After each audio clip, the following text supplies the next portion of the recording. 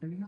All right. Hi everybody. Welcome back to my channel. It's been a really long time since I posted anything, but I felt that with the release of The Life of a Showgirl and me and my friendship, which being such big Swifties, we had a lot to say about the album.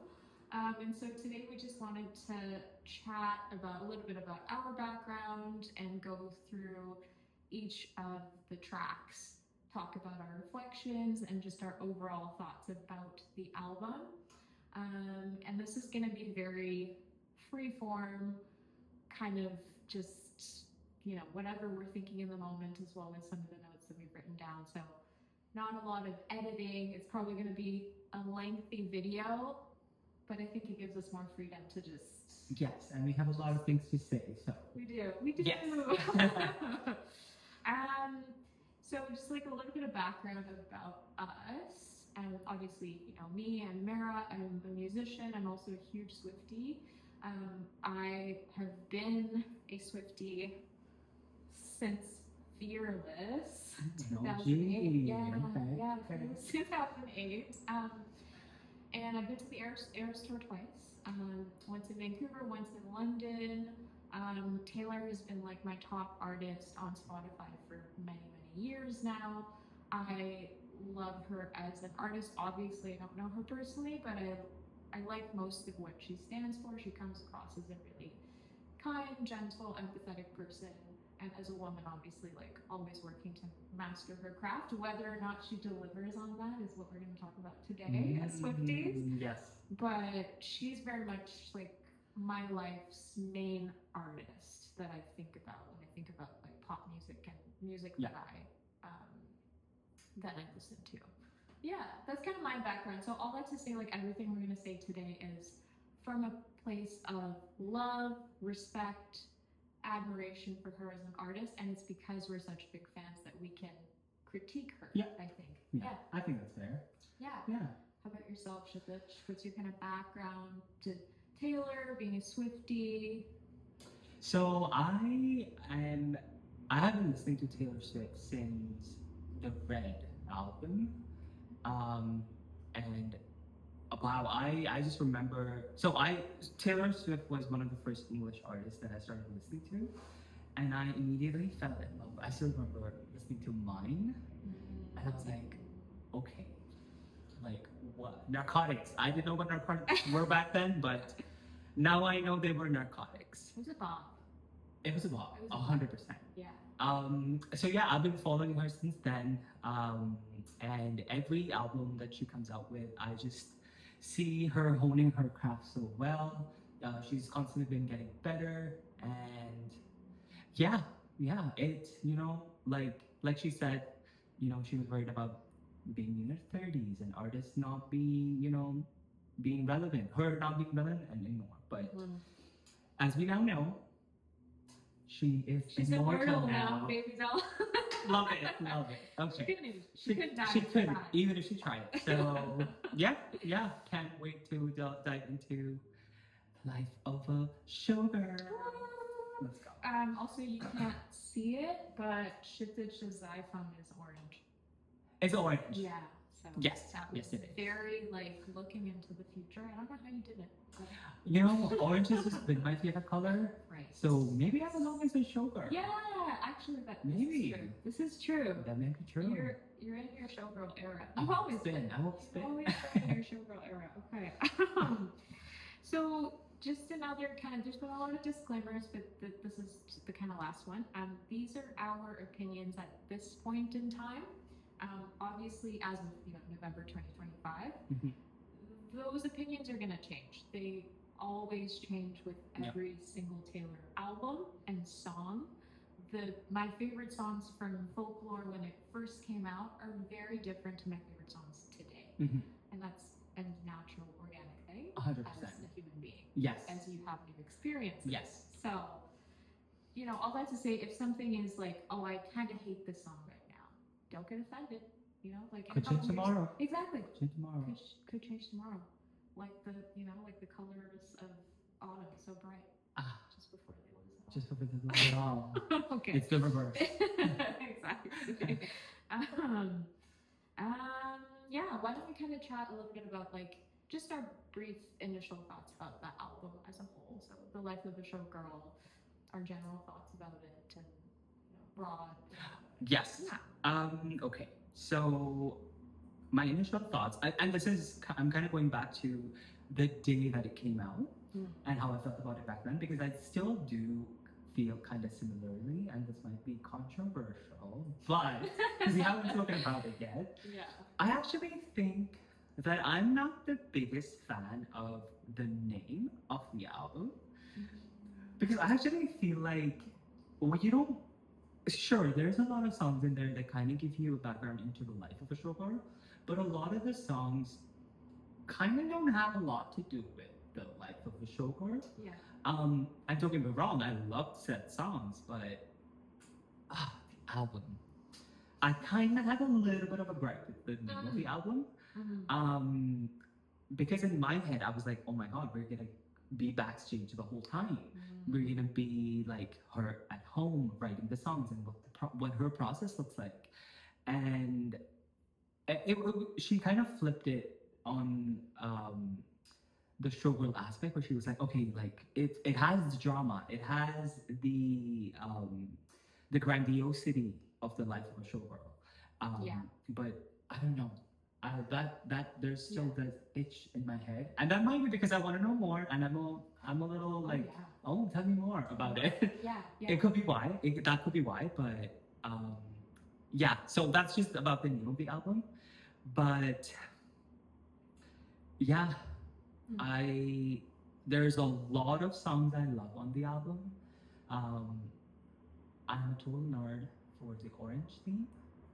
Of course. Oh, in case someone doesn't know, orange has been my favorite color forever. So yeah, when she brought that orange box, I was like, oh, did she write this for me? Like, oh, this is gonna be my album. Yeah. And like you claimed it. I claimed it. I was like, oh, like this just has become my favorite album before I even heard it, like a month before it came out. Yeah. So yeah, that's kind of like my 2 cents, which mostly has to do with the name of the album. Yeah, no, I completely agree Okay. with you. I think like, don't make a concept album if you're not gonna adhere to the concept. Yes. Is my 2 cents. There's a lot of albums that I feel like have had a concept and they've adhered to it very strictly in a way that was strategic and makes it kind of timeless and cohesive. Like examples of this would be The Weeknd's After Hours. That is really a concept album, like beaten to death. You can kind of get sick of the concept because it's so strict to the concept. Or even like Ariana Grande's Eternal Sunshine. Oh, I agree. I felt like there were lots of themes within the songs that related to like this death of a relationship and wanting to forget it. And the music videos related to that. There's a lot of melancholy and sadness to it that fit that theme really well. The problem with like the life of a showgirl is that's my biggest gripe as well. Where I feel like the podcast that she had done on New Heights, did wonders for her sales and really was this alluring concept to the Swifties where, oh my god, it's going to be like a peek behind the curtains, like backstage into her life. That's exactly what we want. We didn't even realize we wanted it. So such a great marketing tool, but did not deliver at all to the concept of the album. And so that's where I feel like that podcast artistically did more harm than good. Like it did great for the sales. For sure. Like Life of a Showgirl, millions and millions of copies. All the streaming records and broken and everything. But yeah, it's the execution that was really, really fell flat for me. And like just as an example, I don't think Taylor doesn't adhere to concepts. She does. Oh, 100%. Like even Midnights, like 13 Sleepless Nights. That absolutely, as a concept album, makes sense. Tortured Poets, it is literally tortured poetry. And all 31 songs on it. Yeah. All 31 songs on it, like all tortured, all amazing poetry. Sprawling. Coming straight out of the department. Exactly. Depression, shame, Yeah. grief, like sprawling. She doesn't prioritize like hooks or melodies. Mhm. No, lyrics. no. Yeah. Even like folklore evermore. It's storytelling. Yes. It's thematic. Even Speak Now, Reputation. Like Yeah, if all of there's a them. theme, she adheres to it in a way that this feels like a world on its own. Mhm. The Life of a Showgirl did not feel that way. Yeah, no. Yeah. It always kind of felt like it was being pulled in some directions every now and then. I can see like a little bit of theatrics and stuff, and I'm like, okay, girl, like, Yeah. like you just came off of the Eras tour, this is your first album. Yeah. Like, I thought this was going to be a little more backstage, but Yes. Yeah. that's okay. It was really like, you know, it was really I love Travis. Oh my god. Album. Yes. Yeah, which is great. I love the Travis album. I love the relationship. I'm really glad she's like found what looks like her person. Mhm. Amazing. Mhm. Like us Swifties were so happy for her, but that, you know, if it was marketed in that way, Yeah. then I think we would have been more on board Different, with it. yeah. But if it's kind of marketed as like, you know, I'm getting in my bathtub at the end of the Eras tour Exactly. and all these inner thoughts and monologues I'm having, that's entirely different to like I Love Travis album. Yeah. Yeah. So those are our clips. Yeah. I am a bit of a ranker, so I'm happy to assign numbers to things, but I think shit that you're more kind of, you put it into tiers. Buckets. Yes, or Buckets. tiers. Yes. Yeah. I think for me, this album at this point in times, I would rank in my bottom 3 Taylor albums of all time. Oh, okay. Yeah. Okay. Just for right now. Oh, yeah, that's fair. That's fair. Yeah. When it comes to albums, I had not thought of it like that, to be honest. Yeah. But I feel like, oh my god, you know what? Yeah, I'll rank the bottom 3. Yeah, okay. Yeah, Same. no, I don't think I thought, because I just thought of other albums and I'm like, yeah, no. Yeah. This was bottom 3. For sure. For sure. And I love the other 2 in the bottom 3, so I'm not saying that I hate any of the That's songs. a very good point. Of like even a bottom 3 Taylor album is still beloved. Is beloved. They're all beloved. Oh, 100%. It's just tiers of beloved. Yeah, tiers of beloved. Yes. Yes. There are very few Taylor songs that I genuinely dislike and don't want to hear ever again. I can count them. Can I ask you what one of them is? I'm just curious. I would have to dig into the deep depths of my mind. Oh, I don't yeah. even think of those songs. Oh yeah, fair. You know? There's so many. I They really don't yeah. even listen to those. So, Yeah, that's true. so okay. Do you want to get right into the track list? We shall. So we're gonna go like track by track, just give our like general thoughts about the good, the bad, and the ugly of each track. And at the end of it, I will give my current ranking, and then if you want to, that you can just say like what your top song is and what your bottom song is, Okay. or if you want to talk about tiers. Sure. Whatever. Okay. So starting off with the fate of Ophelia. What a Who weekend. wants to go first? I think you should take the lead. Okay. So we just listened to the whole album before, Which we weren't planning on. which we but weren't planning we on, did. but thank God we did, because it really like refreshed certain things in my 100%, mind. yeah. And it actually changed my ranking last minute, but I think appropriately so.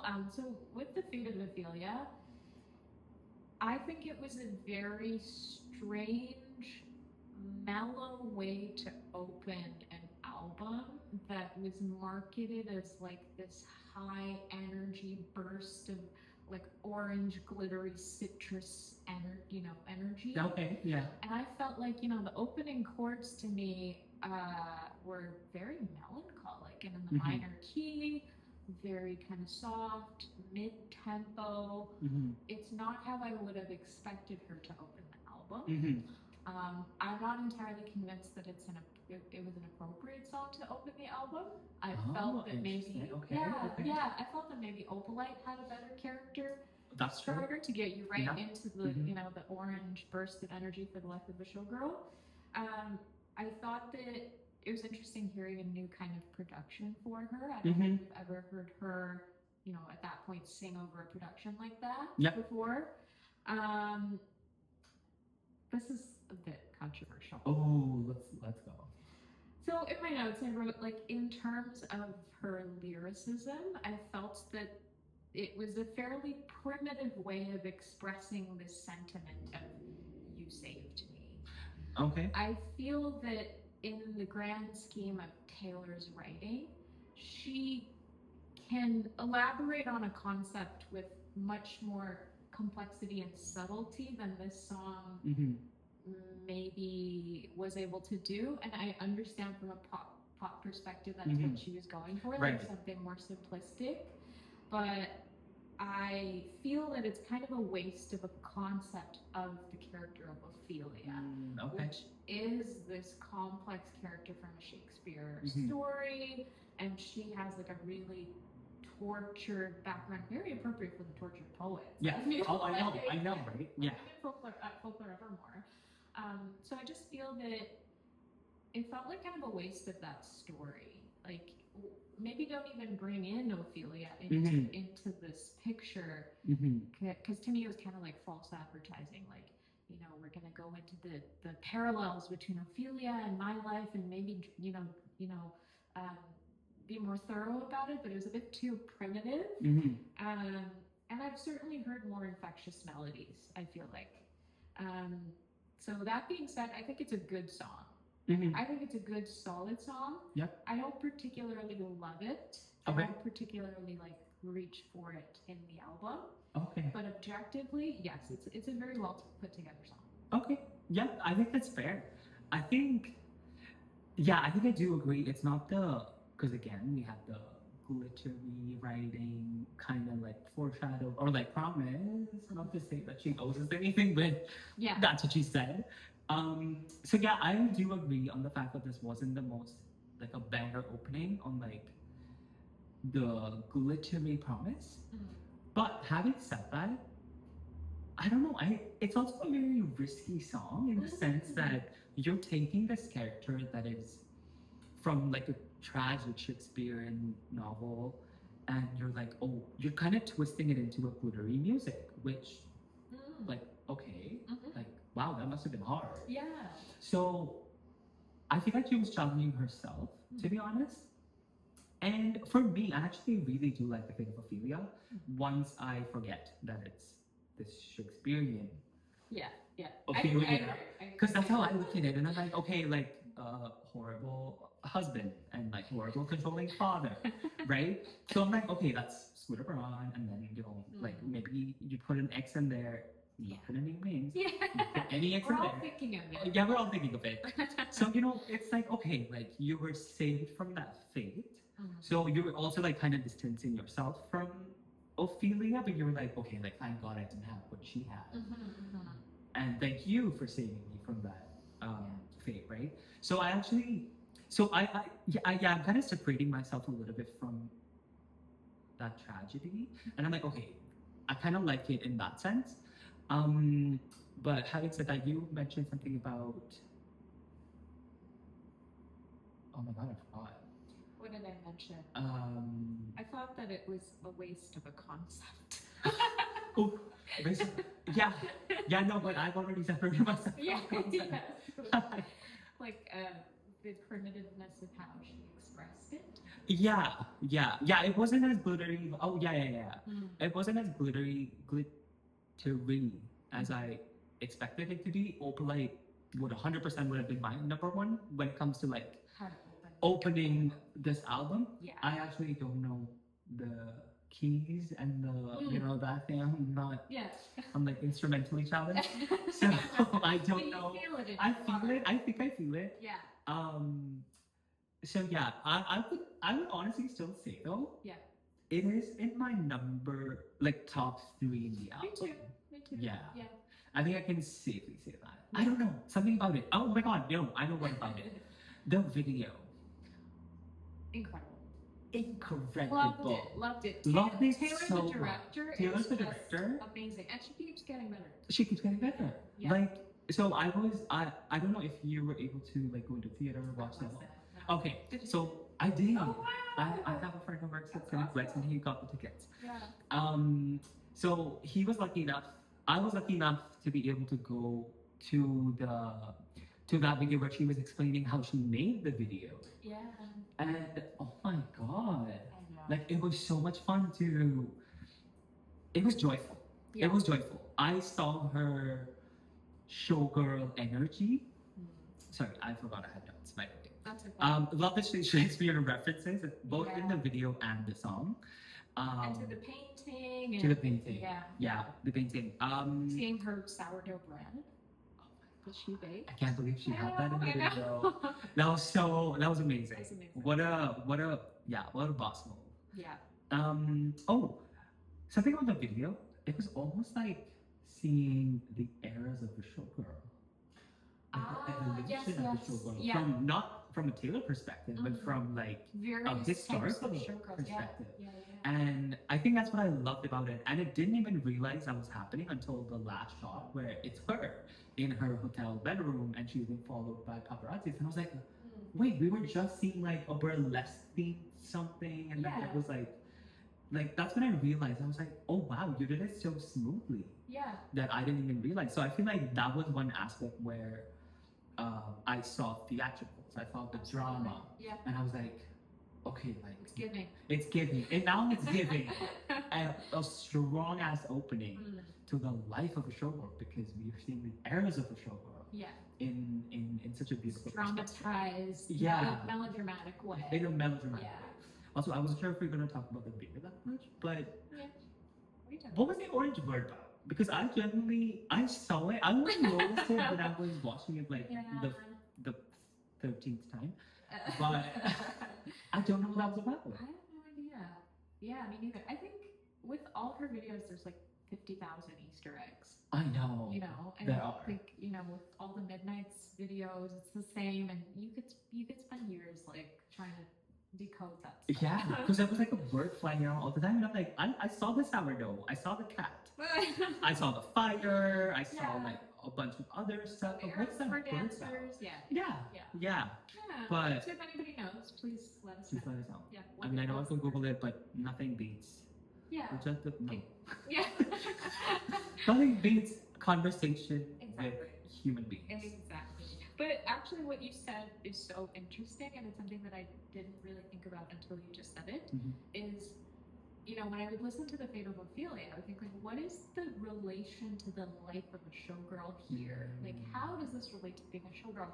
But actually, the video kind of puts that into perspective of, yes, Ophelia is a Shakespearean character, but if you think about it, the actor that plays Ophelia in a play is in some way a melodramatic performer. Yeah.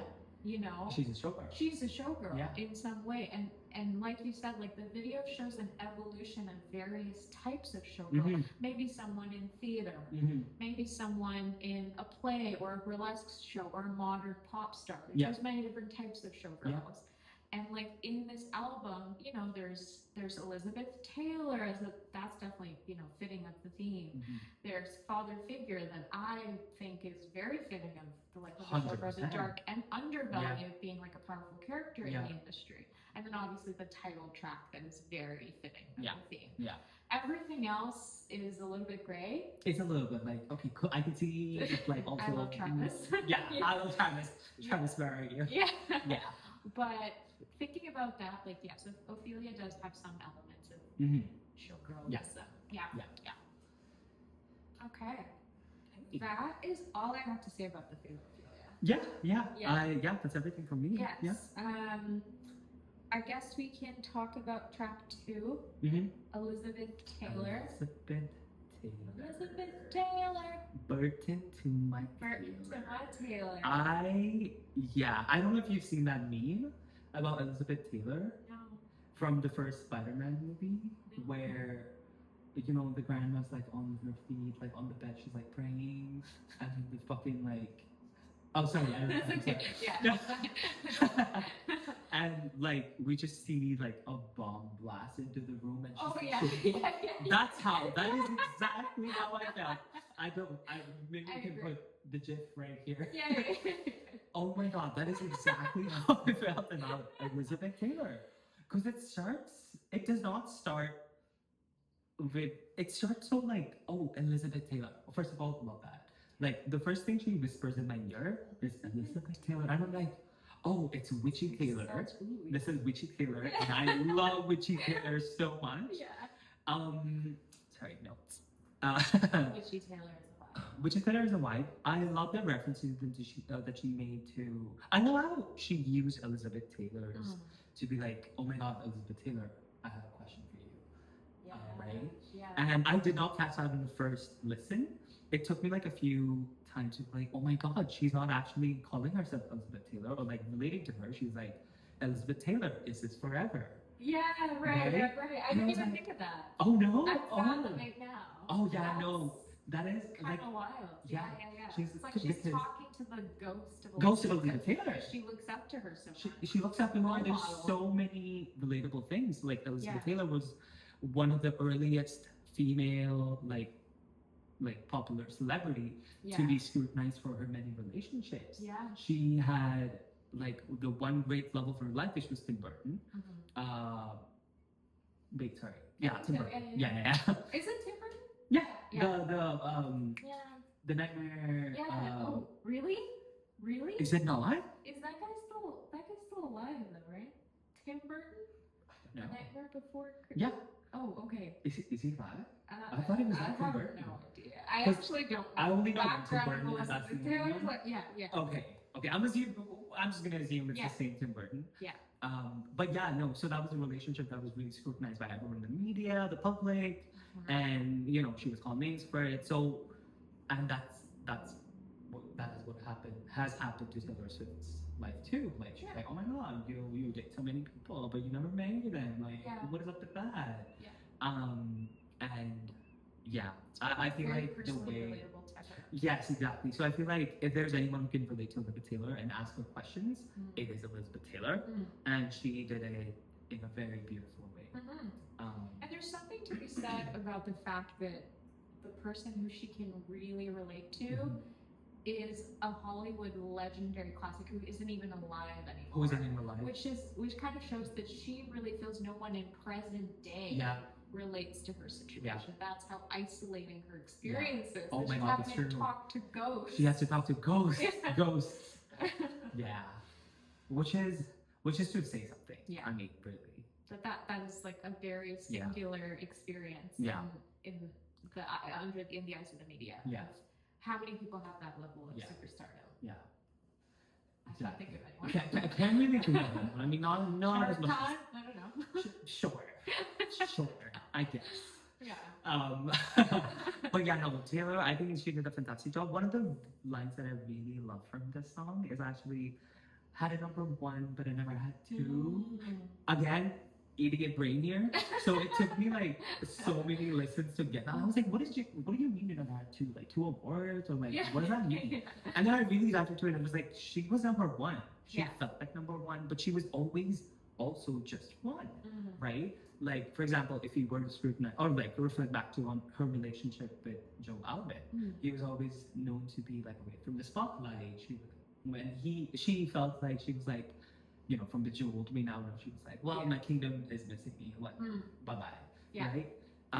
So for her to say, but never had 2 is because maybe she never had someone to share, not the fame, but the love and the joy that comes from being so famous and doing what she does, right?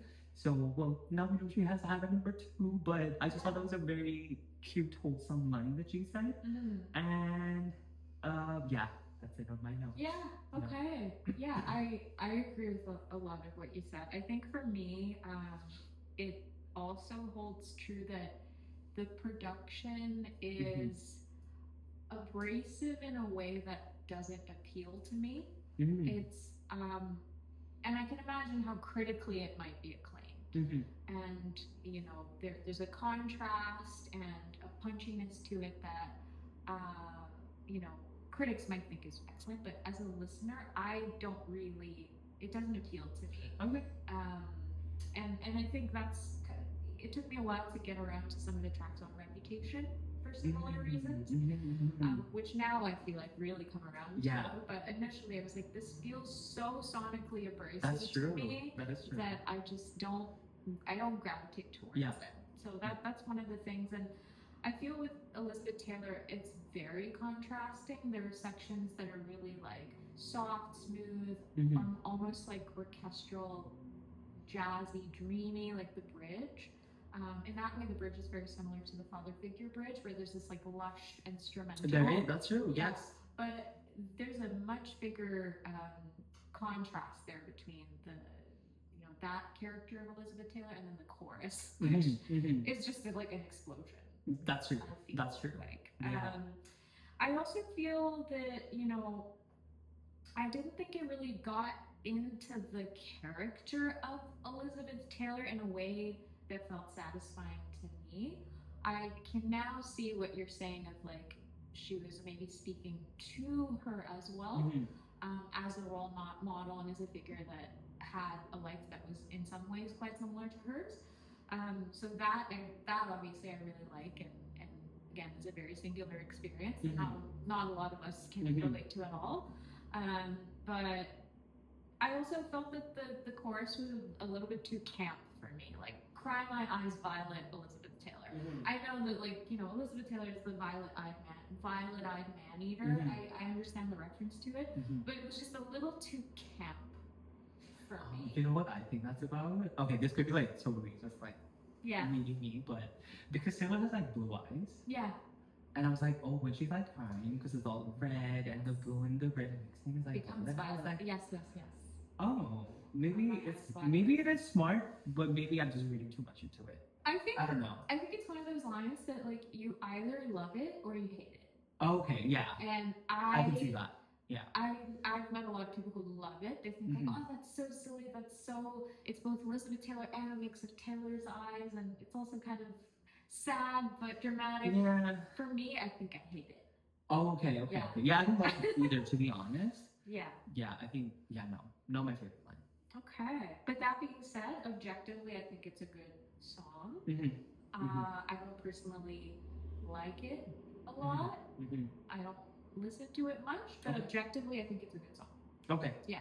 Yeah. Yeah, and I want to say that a lot of our critiques is a mix of, I think, our personal feelings towards the song, 100%. as well as looking at it a little bit removed from ourselves and thinking about it a little bit more critically and a little bit more objectively as to, okay, it may not be my cup of tea, but how is the song? Like, is it a good song? Yeah. And can I at least respect the craft? Yeah. Okay. Track 3, Opalite. Love it. Yeah. Did you want me to get started? Oh, go for it. Okay. Opalite is a great song. No, yeah. I really can't criticize it too much, but I will. I think that it is like it's got a great production. To me, it very much kind of fits that like orange glittery theme. There's energy to it that makes sense for the album. The production feels new for her, but dated in general. It's kind of reminiscent of like 2019's Post Malone Circles. Which she has never had a song with that sound before. So it still feels new to her, I think.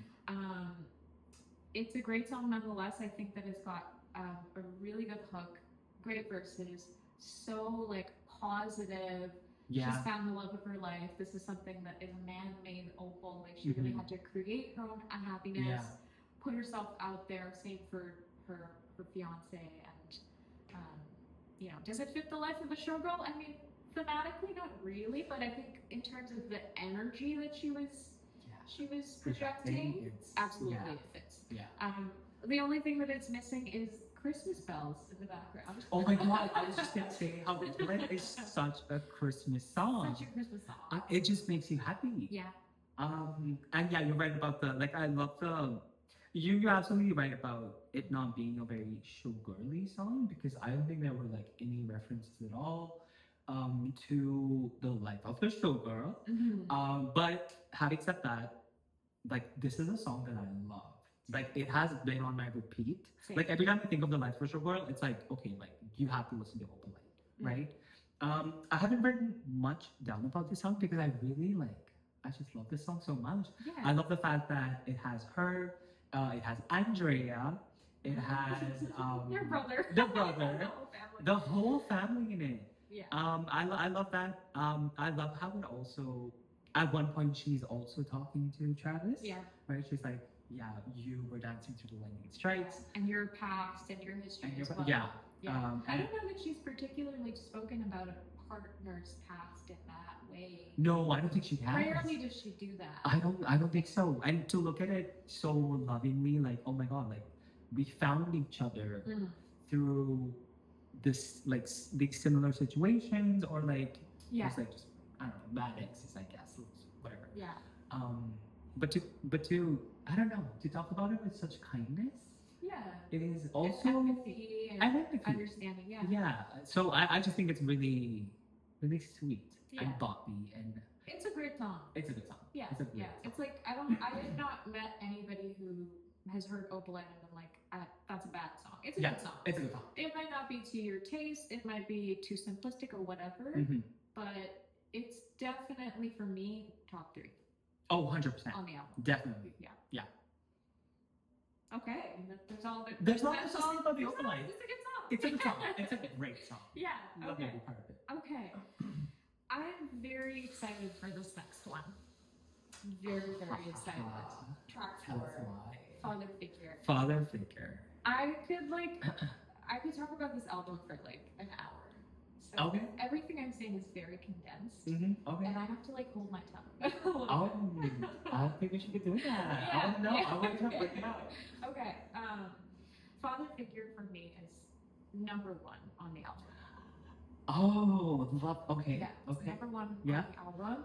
And where do I even begin? For me, it's like it's the shining jewel of the album that like reigns supreme. Okay. And despite its somewhat bland production in the verses, I think that this is what she meant when she suggested a mix of folklore Evermore songwriting with a Max Martin production. This is the song that defines that statement. Yeah, I actually absolutely agree with that. Yeah. Just like the thematic parallels between the characters in the song and obviously her own life and experiences that she's had with her masters and getting back her masters. The complexities that she paints in terms of this mentor protege power dynamics and how that dynamic can and does in this song flip in a way that is subtle, unexpected, but you can feel in your gut that the roles have flipped. Yeah. She hasn't overtly or explicitly said it. Yeah. But I feel that now she's speaking from her perspective. Yeah. Which is genius. Well, yeah, 100%. Love you. You feel it in your bones, and You like, do. it's one of those things that like, oh, you're listening to Father Figure, and you're like, oh my god, this is like, oh, this is so deep inside of you. You're like, what? Yeah. What did she say? It's like, She's like, oh. I love it so much. Also, I think as Swifties, we do this all the time. We take songs, initially we think about Taylor's life, but then we very quickly make it our own and relate it to our own lives. Whenever I listen to Father Figure, I very much think about myself and the people in my life who maybe have tried to do you wrong, but then you came out on top with your power as a human being. Yeah. It's a song that makes you feel very powerful. Yeah. Oh, Like I fully feel like a mafia mom boss when I listen to the song. Like you'll be sleeping with the Can I fishes. try to look at Yeah, exactly. I also feel like my beats bigger is like the perfect way to convey that sentiment. That of the society and the world that we live in is like that is power dynamics, greed, business, the music industry, any industry is like my D's bigger. Yeah. It's so like abrasive. Yeah. It like hits you in the face with. Like, yeah, even when you're listening to a song for the first time, it catches you so off guard. She's like, Yeah. wait, what? Yeah, I didn't know Taylor knew these words. absolutely. It's like, but it is such a powerful way to convey such a complex message. Exactly. Honestly. Exactly. And the subtleties with the way that she delivers it is kind of like songs like the Albatross. It's like the first time you listen to it, it's a little bit vague. You're not sure who the characters are.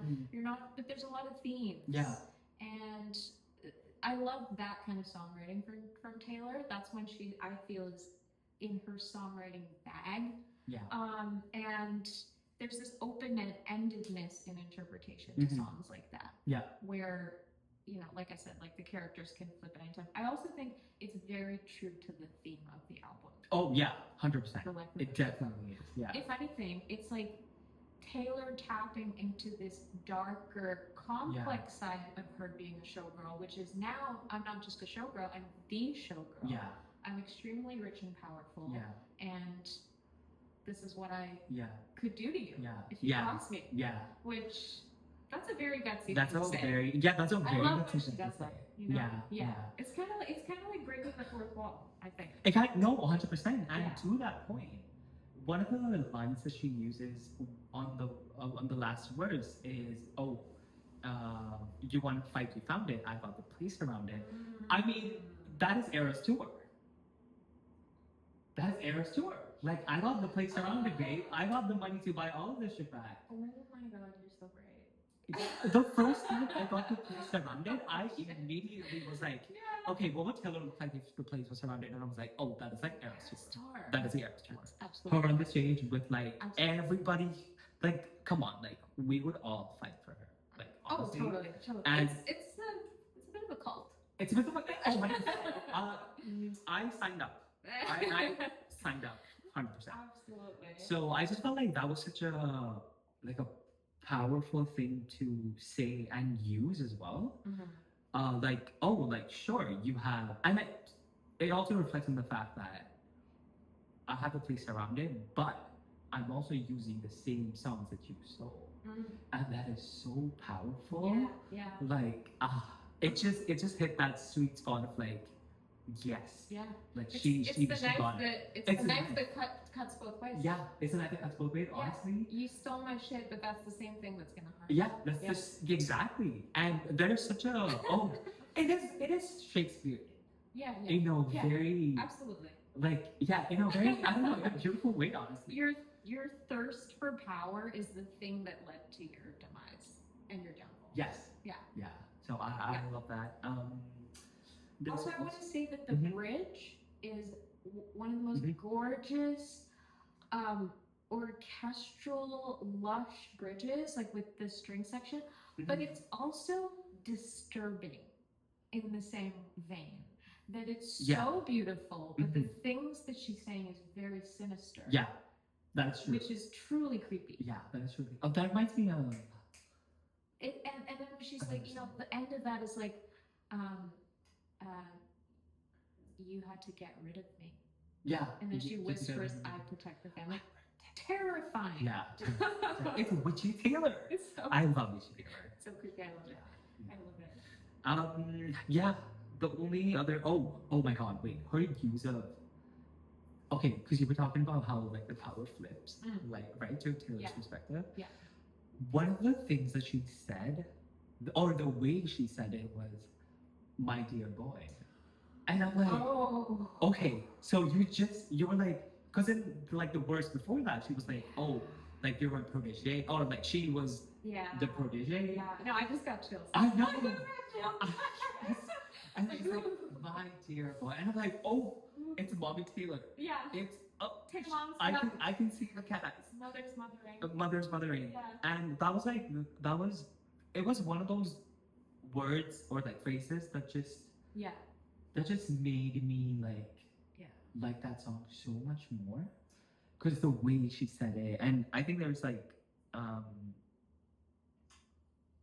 no, I think she said something after that. That was I forgot to bring it after. But you know, the way she says "my dear boy," it's beautifully soft and sultry, just in terms of sound, but the character of it Mhm. is so threatening and Yeah. sarcastic. Yeah. It's like, oh my dear boy. My dear boy. It's I thought you could do. Oh, it's the lyric where she says, oh, something along the my lines dear of. protege. No, no, no. Something along the lines of, like, I thought I taught you better. Or like something along the lines of that. I just can't remember it. Yeah, yeah. But yeah, she said something along the lines of, like, I had more expectations. Yeah. Oh, Yes, the yes, fuck? yes. Sorry.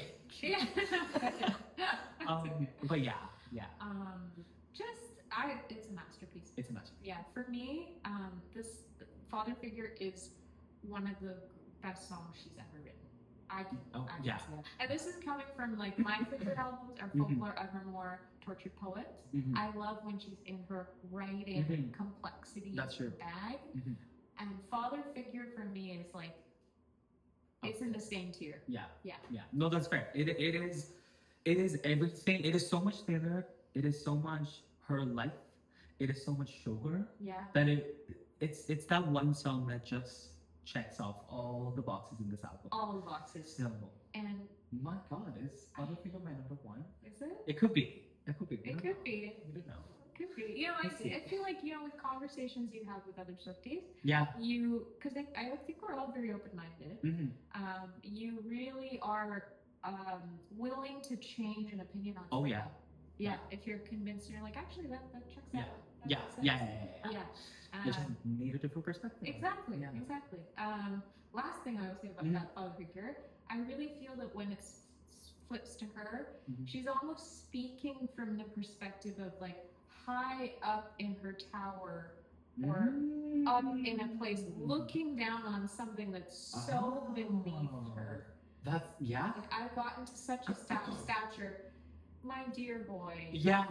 You lowly thing. Yeah, that's like, oh, like, did you not see my warriors? Did you not see what I did? Yeah, so you knew better. That's badass. That's badass. I always think about my own life. Yeah, no, I 100% get it. Also, oh, sorry. Yeah.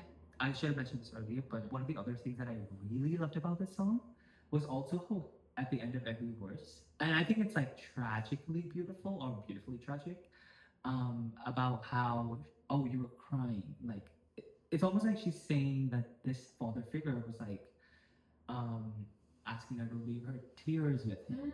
And her, what was the other, her name, oh, they don't want you to. They want you to. They want you to rise. They don't want you to rain. Yeah. And one of the ways the song flows is that "Leave It With Me" comes right after something like super. I see. Personal. Yeah. So it was tears, the name, and I forgot the third thing. But then it's like, oh, leave your tears with me because I'll protect also, I own you. Also, I own you. And it's like, leave your parts with me. I will protect them, and then you are just like, you know, means to an end. Exactly. Yeah. No, I didn't think about that. That's absolutely right. Leave it with me. She does this so well. She'll say a phrase that has a double entendre, dual meanings that can be completely contrasting. Where it's like, leave it with me, I will protect you, but also leave it with me, I own that. I own you. Exactly. And your emotions, your money, your work, leave it with me. You're just a girl who has a voice. Yeah. And it's like, oh, that hurts. That really hurts. Yeah. That's genius. Oh my God, we could talk about this forever. I know. Father Figure is one of those songs. Okay. I don't want to do that. Try fine. Like every album, like clockwork, it comes to haunt us. Eldest daughter. Where do I begin? Should I begin? Yeah, I think you should. Okay, we were just listening to Eldest Daughter, and you know, she said the line trawling in memes. I literally laughed out loud. Like I was like, yeah. And this song to me is, the way I would just define it is like, it's such a shame to me because the melody's gorgeous, her vocals beautiful, the bridge is like heartwarming, tearjerker, the production classy. Yeah. The lyrics are I hate I absolutely hate them. I think it's a shame because it's like a classic message like I'm never gonna let you down and I'm never gonna leave you now. It stands true on its own. It doesn't need bells and whistles. And I think that's what earlier Taylor did so well, like in Fearless and Speak Now and Debut and Red, is like she knows when there's a simple, timeless concept that doesn't need window dressing. It's like, I'm never gonna leave you now. I'm never gonna let you down. That's it. It's earnest. It's a pure heartwarming emotion. You don't need to talk about how you're not a bad bitch. You don't need to say that you're not savage. And a lot of Swifties will criticize, well, you're too dumb for not understanding that she's clearly making a contrast between internet speak and what is earnest. But the reality is, I do understand that. I do understand what she was going for. I don't think it works. Exactly. And I think it doesn't work because, like, how are you relating these two things together? Like, sure, I get you're the eldest daughter, and it's just There's like a lot a of little bit concepts. confused. Yeah, it is a bit confused. Yeah. Because sure, you're not full on the internet, and like, which I mean, sure, I can, see that as being, oh, like I could never live up to what people think of me, which we've had that in other songs before. But having said that, it's like, okay, but it's like two disconnected concepts. Very. Trying to come together, but I don't think that's working really well. Of course, I love the bridge of the song. Oh my god. Which is, it's a really short bridge too. Amazing bridge. But, oh my god, I close my eyes and I'm like, you want to cry? That's when I want to cry. Yeah. And like at the same time, like I wish I wrote that line. Like honestly, it is so gorgeous. It is so simple too. So simple. Yeah. It is so like regular words. Yeah. But it is a beautiful, beautiful time lapse. Oh, what do you mean? Ferris wheel's kissing and lilacs. As things I said were dumb. No, we're dumb. Because I thought that I'd never find that beautiful life. Beautiful life. And I'm like, shimmers that innocent life back to when we were young. It's like, you captured so much. So much. In like such a little like fucking 10 seconds of like time, and it's. And I wish the whole song was like that. Yeah. You know? Yeah. And what I will say is, I really miss when Taylor would simplify concepts that needed that and actually benefited from simplicity. Yes. I 100% agree. I feel like that was all the previous albums, like Red, right? Yeah. Or maybe it's because it came along, because I was like, 13, 12. So it said so much with not saying anything complex. Exactly. I feel like that part of me was, or like that part of my brain that I was like, oh my god, it itched that part. At least the bridge did. Yeah. And I was like, oh. Yeah. Like, I love that. Exactly. Like some emotions, some feelings are just powerful enough to stand on their own. Yeah. They don't need all this superficial or like this artificial need for like contrast. Not every song needs that artificial contrast. Yeah. Like it didn't need, like she's great at it, don't get me wrong. Yeah, she is. But I feel like this couldn't, like I don't know, I can't picture where this is coming from, is what I'm trying to say. Like, I don't know why, the conclusion, or like it was drawn to be like two different concepts. Yeah. I just didn't, I was like, okay, sure. Yeah. And I think, and even if she wanted to do two different concepts, I feel like she could have done it in a more simple way. Without this need for internet lingo. Yeah. Which we didn't think it just felt really out of place. Yeah. But it might have to do with love and like eldest daughter. Sorry. I have no idea. Exactly. But one of the things that she said that kind of hit, or kind of like, I was just like, oh, that's kind of like cute, was her use of cautious discretion. And I can relate to that because I was like, oh, that's a very elder. Well, I'm an eldest son, not a daughter, but I don't know, I'm feminine enough. I can relate to it. Cautious discretion was always like one of those things, and I didn't realize that until she said it.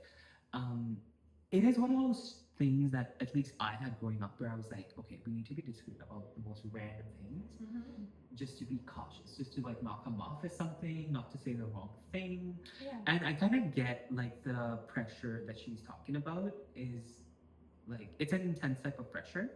So that one line really like it hit a chord, to be honest. Yeah. And I was like, oh, like I see where this is coming from.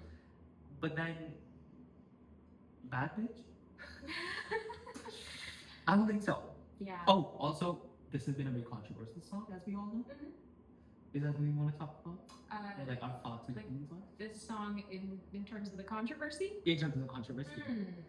Yeah, I think that there are a lot of people in the world today who are, you know, not Taylor fans. They don't listen to Taylor's music. They don't really absorb, you know, have any content or stream any content of hers. But they're the first people to jump on the bandwagon to diss her music entirely, or like find a singular lyric in a song and then blow it out of proportion and then be like, see, this is evidence of how terrible of a songwriter she is. Yeah. But actually, you're just a hater and you don't know anything about music, you know? There's one thing of like us being Swifties who regularly listen to her music and dissect it, criticizing it appropriately and saying like, this song is not good. Yeah. Objectively. Yeah. No.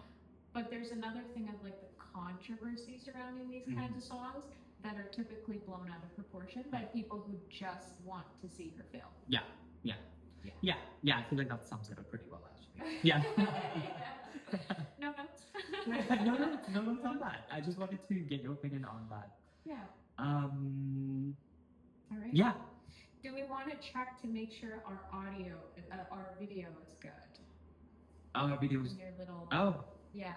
Because the sun is going down, and the sun is going down. Make sure you can see our beautiful posters and our beautiful face. I have a feeling if I open this, it might stop recording. Oh, it did. Okay, we've been recording for an hour. Okay, great. And our we look good. Lighting looks great. All right, awesome.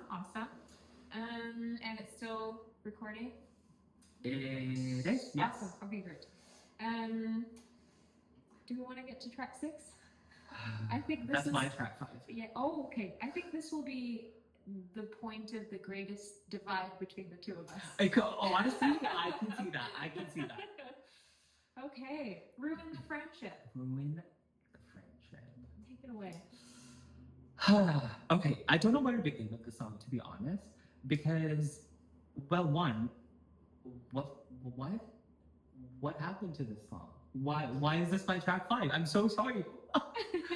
But it is definitely my personal track 5 on the album, because I do relate to how it flips.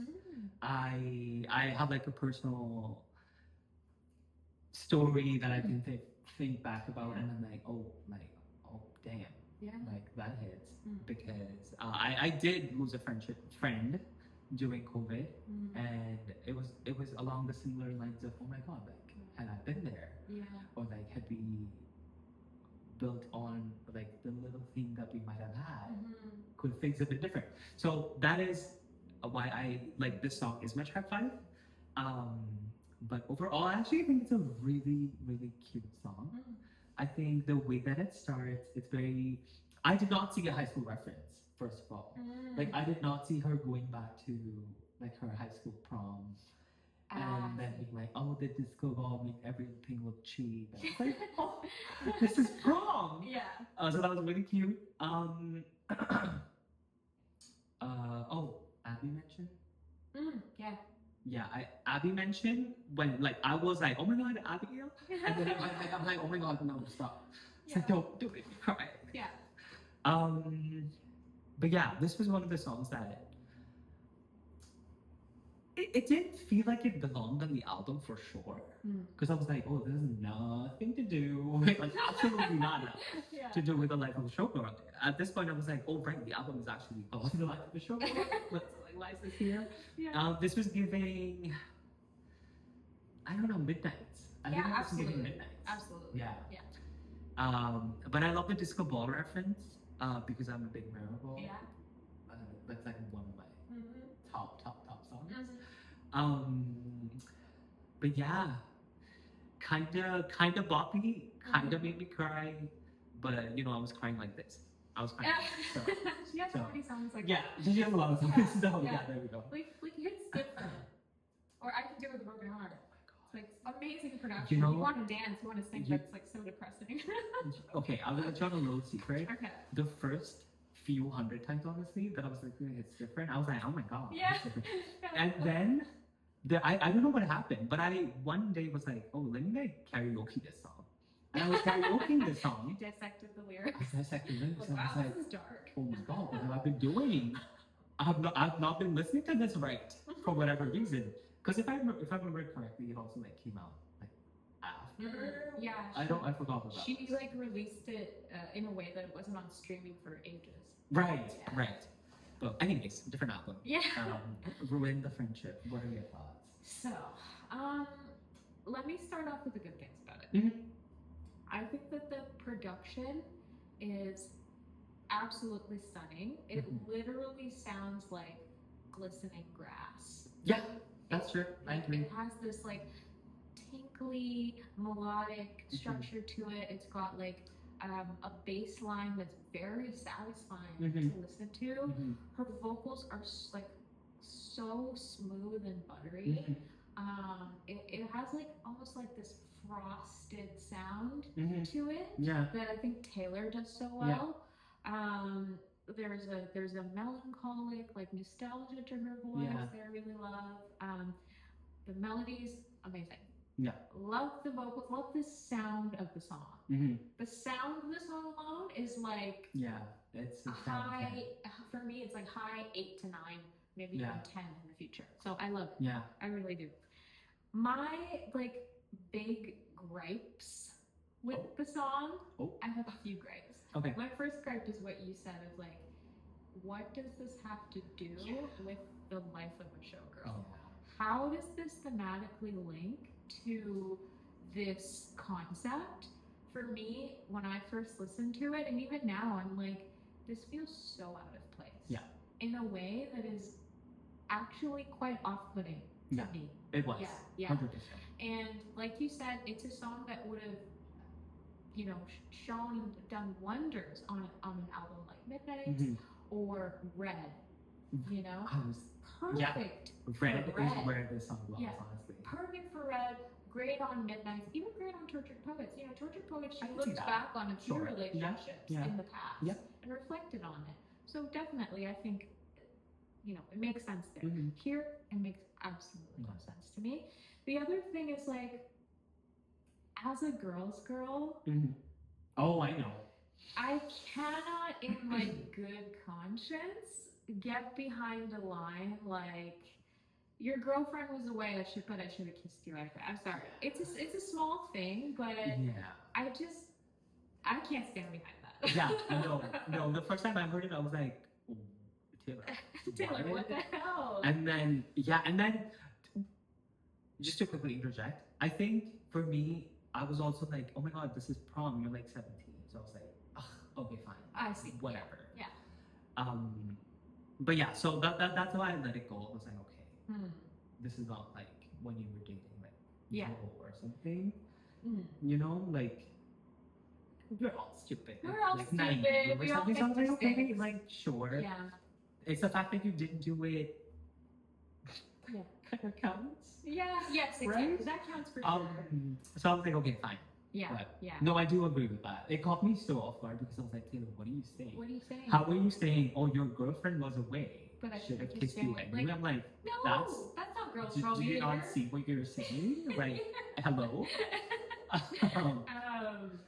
So, I mean, she could really get canceled for that. But she got saved. Yeah. And she didn't do it. She didn't do it, it's like this like longing regret. But also a couple songs ago she said, well, my brother used to call it eating out of the trash. About past celebrities. Obviously the song is about, her longtime friend who passed away, so it's different. It's really not the same as like, they never looking dated. Exactly. They never dated. It's not the same as like looking at a Maddie healing. Whoop, name mentioned. That was the last time. It's okay, we have actually romantic coming later. Okay. Oh, nice. Okay. Great segue. Great segue. Great segue into track 7. Track 7. Actually romantic. Actually romantic. What do we say about this song? I mean, everybody knows who it's about. Yeah, I think we obviously. all do. Yeah. We all know, like, should we kick it? Yeah, I think it's safe. Yeah, it's a safe assumption. space, I Yeah, think, yeah. I mean, because on the other album, track 7 was Everything is Romantic. Yeah. Oh, but I don't. Okay, God. I don't know if it was track 7 to be honest, but I know she has a song that's Yeah, called yeah, Everything everything is romantic. That But was there is- absolutely wild. I mean, I think we should look up what track 7 Absolutely wild. was on that album Yeah, because I'm 100% sure. Okay, let me check. Yeah. Because I have a lot to say about this song, so you take it away. Okay. So, I actually love this song because, like, if I look at it from Taylor's perspective, like, she's this mega superstar that, like, has all the fame, has all the love and the hate, which is, is it track 7? Yeah. It is track 7. Yeah, it is track 7. And yeah, This it further woman confirms. is gonna kill us. It's- With her yeah. math, like The mastermindness of it all. the numerology. The like, numerology is we're insane. we're getting up crazy. Yeah. Anyways. Anyways, she made it obvious. She was like, "Oh, the Coke Scotch beer." I was like, "Oh, Charlie." And then the track 7 is like, "Oh, Charlie." Yeah. Yeah. Yeah. And then Yeah, the name no. of the song. The name of the song too. Yeah. Yeah. Which, don't get me wrong, I actually love Everything's Romantic. Like, it is Oh, yeah, it's one a of my great top song. like It's a great rap song. songs. Absolutely. I mean, Brat was an incredible album. Love Brat. Yeah. Love Brat. Charlie's a very talented artist. Yeah. She was, and also, I have been a Charlie stan for like since the age of Wow. The Fault in Our Stars. You know what you know if you know. Yeah, I know. Okay. Boom clap. Oh. Boom. Yeah. Oh, okay. No. Okay. Because I have loved Charlie. Fucking good you represent. Yeah, she's like happy. I'm not good you, but whatever. But yeah, no. This song, I feel like. Oh, I hate the fact that so many people online were like, "Oh my God, she made a diss track." I'm like, no. Nowhere does she actually diss Charlie. Like, it's all like, oh, the Coke's got you. I mean, girl, if you're gonna put like white powder on your vinyls, yeah, people are gonna call it out for Coke. Yeah. Like, Yeah. and then, in the lyrics, it's all like, Just the white powder. I know. The vinyl is killing me. She did it. That's wild. Yeah, I know, right? It's actually crazy.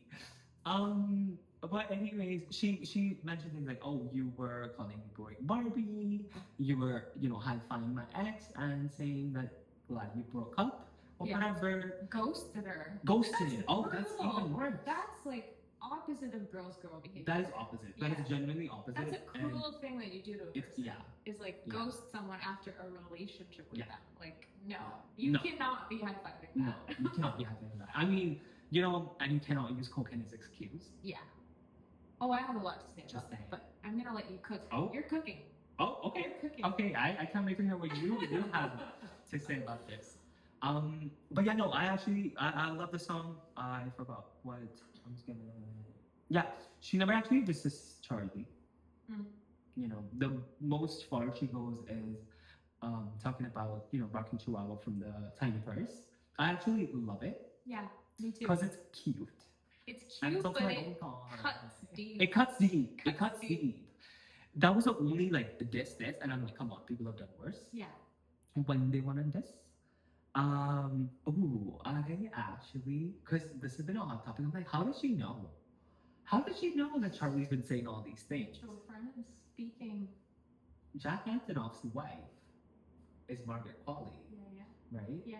And they're coming out.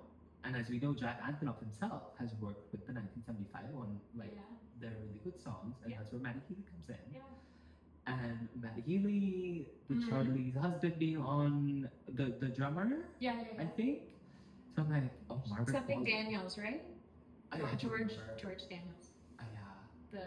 You mean Charlie's husband. Yeah, George. Yeah. Yeah. So I was like, oh, Margaret Qualley, because I love Margaret Qualley. Yeah. And who doesn't love Jack Antonoff? Exactly. So I was like, yeah. I wrote down Goofy Taylor, not Petty Taylor. I don't know if Goofy that's Taylor, true. not I don't know why I wrote that down. Goofy Taylor, not Petty Taylor. Because I definitely think this is like, well, it's not petty.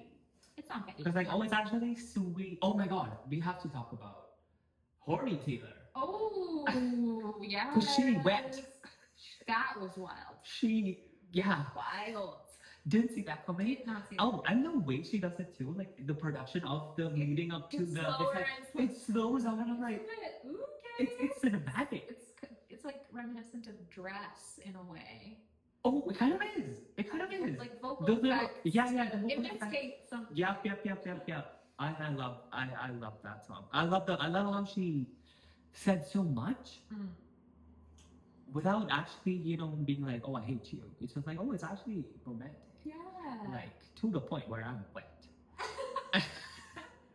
And I love it. Oh, and the fact that she says, no man has ever loved me like you do. I was like, that's saying something. That's like right. you're flipping the script on the fact that everyone keeps complaining about how you're with men, and then you're saying, oh, like no man has ever loved me like you. I'm like, oh, take it, flip the script, girl. So Wow. I loved it. I loved it as Loved well. it so much. Yeah, totally. I agree with you. I think for me the lyrics kind of cut like a knife. If I were Charlie XCX, I would literally. Sympathy's a knife. Oh. I'm dying. I did not know you were gonna say that. By the way. I didn't even. Okay, there's some stuff happening today. Yeah. But like, if I were Charlie XCX and Taylor wrote this song about me, Yeah. I would like literally drop off the face of the earth and go on hiatus for like 5 years. I'm like, what? Yeah, because it's not a diss track, It's not. but it is brutal. It's acknowledgement. Yeah.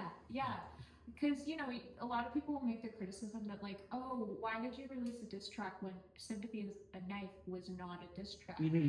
But I would argue if you can see the nuances and the subtlety that Sympathy is a Knife is not a diss track, you should also be able to see that in actually romantic. I agree. Both women are allowed to have their feelings and opinions and express that in dark ways, in humorous ways. It doesn't have to be a diss track. Nope. I agree. So, I disagree with that whole thing of like, oh, she's being petty. I don't think so. She's allowed to express her thoughts and opinions on this situation. Yeah. And clearly, there's a lot that we didn't know about. Clearly. And it's all lore. It's all lore. It's all lore. It adds to the stories of, I think, both of their albums. Yeah. If anything, it's bringing more sales for both artists. Oh, 100%. Right? Because I know for a fact, I dive deep into Sympathies and everything is romantic. And it's like, oh. Yeah, like, absolutely. They both cooked. They both cooked. It also reminded me of just how cutting and vicious with her words Taylor can be. Not in a hateful way, but in a way that's, if I were the other person and if I were petty and I secretly hated Taylor, that would hurt me. That would hurt. Which says a lot about your character. Yeah. The fact that you're being hurt by this is, it says a lot about your motives. But I thought it was a very interesting angle as well to approach it. Like you said, it wasn't like, oh, you're a hater and, screw you. No, it was like, actually, that's really romantic that you think about me so much. Yeah. And I can't remember the last time I thought about you, but clearly, like, you talk about me all the time. You wrote this song, your boyfriend, your partner is like, it's all in your head. Yeah. Get out of your like, head. oh my god, can you stop talking? Yeah, exactly. Which I thought was a very clever way to approach this. Yeah. It's like, oh, this is your boyfriend who said this. I'm not saying anything.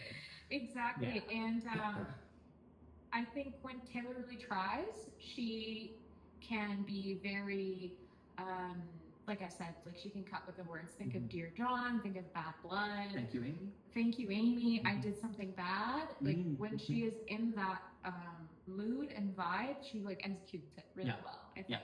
My gripe with the song though is I feel like it never fully takes off.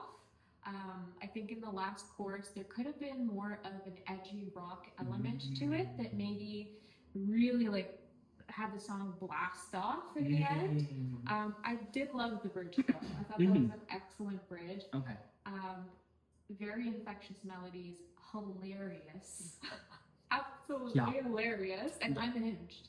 Yeah. One of the most unhinged this was like written. Yeah, this was like the most unexpected song. Yeah. I'm not gonna lie. Yeah. Like I did not know going into the song like what it will be about. Yeah. And it takes you in all these different directions. It's funny. It's like It's a little cute. corny even. It's a little fine. corny, yeah. But she's corny. We I love accept it. that. Oh, I love it.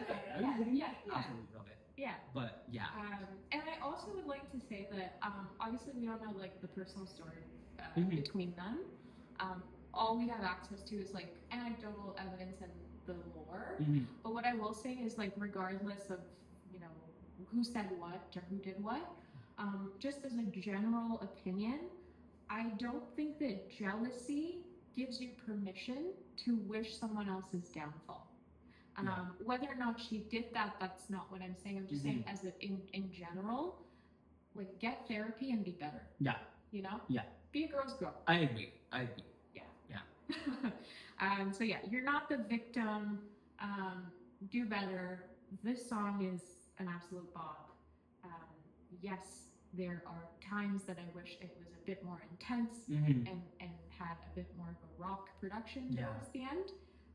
But I am forever impressed by Taylor's ability to really bury the idea of somebody when she wants to. Yeah. Yeah. I love it. Live for it. Okay.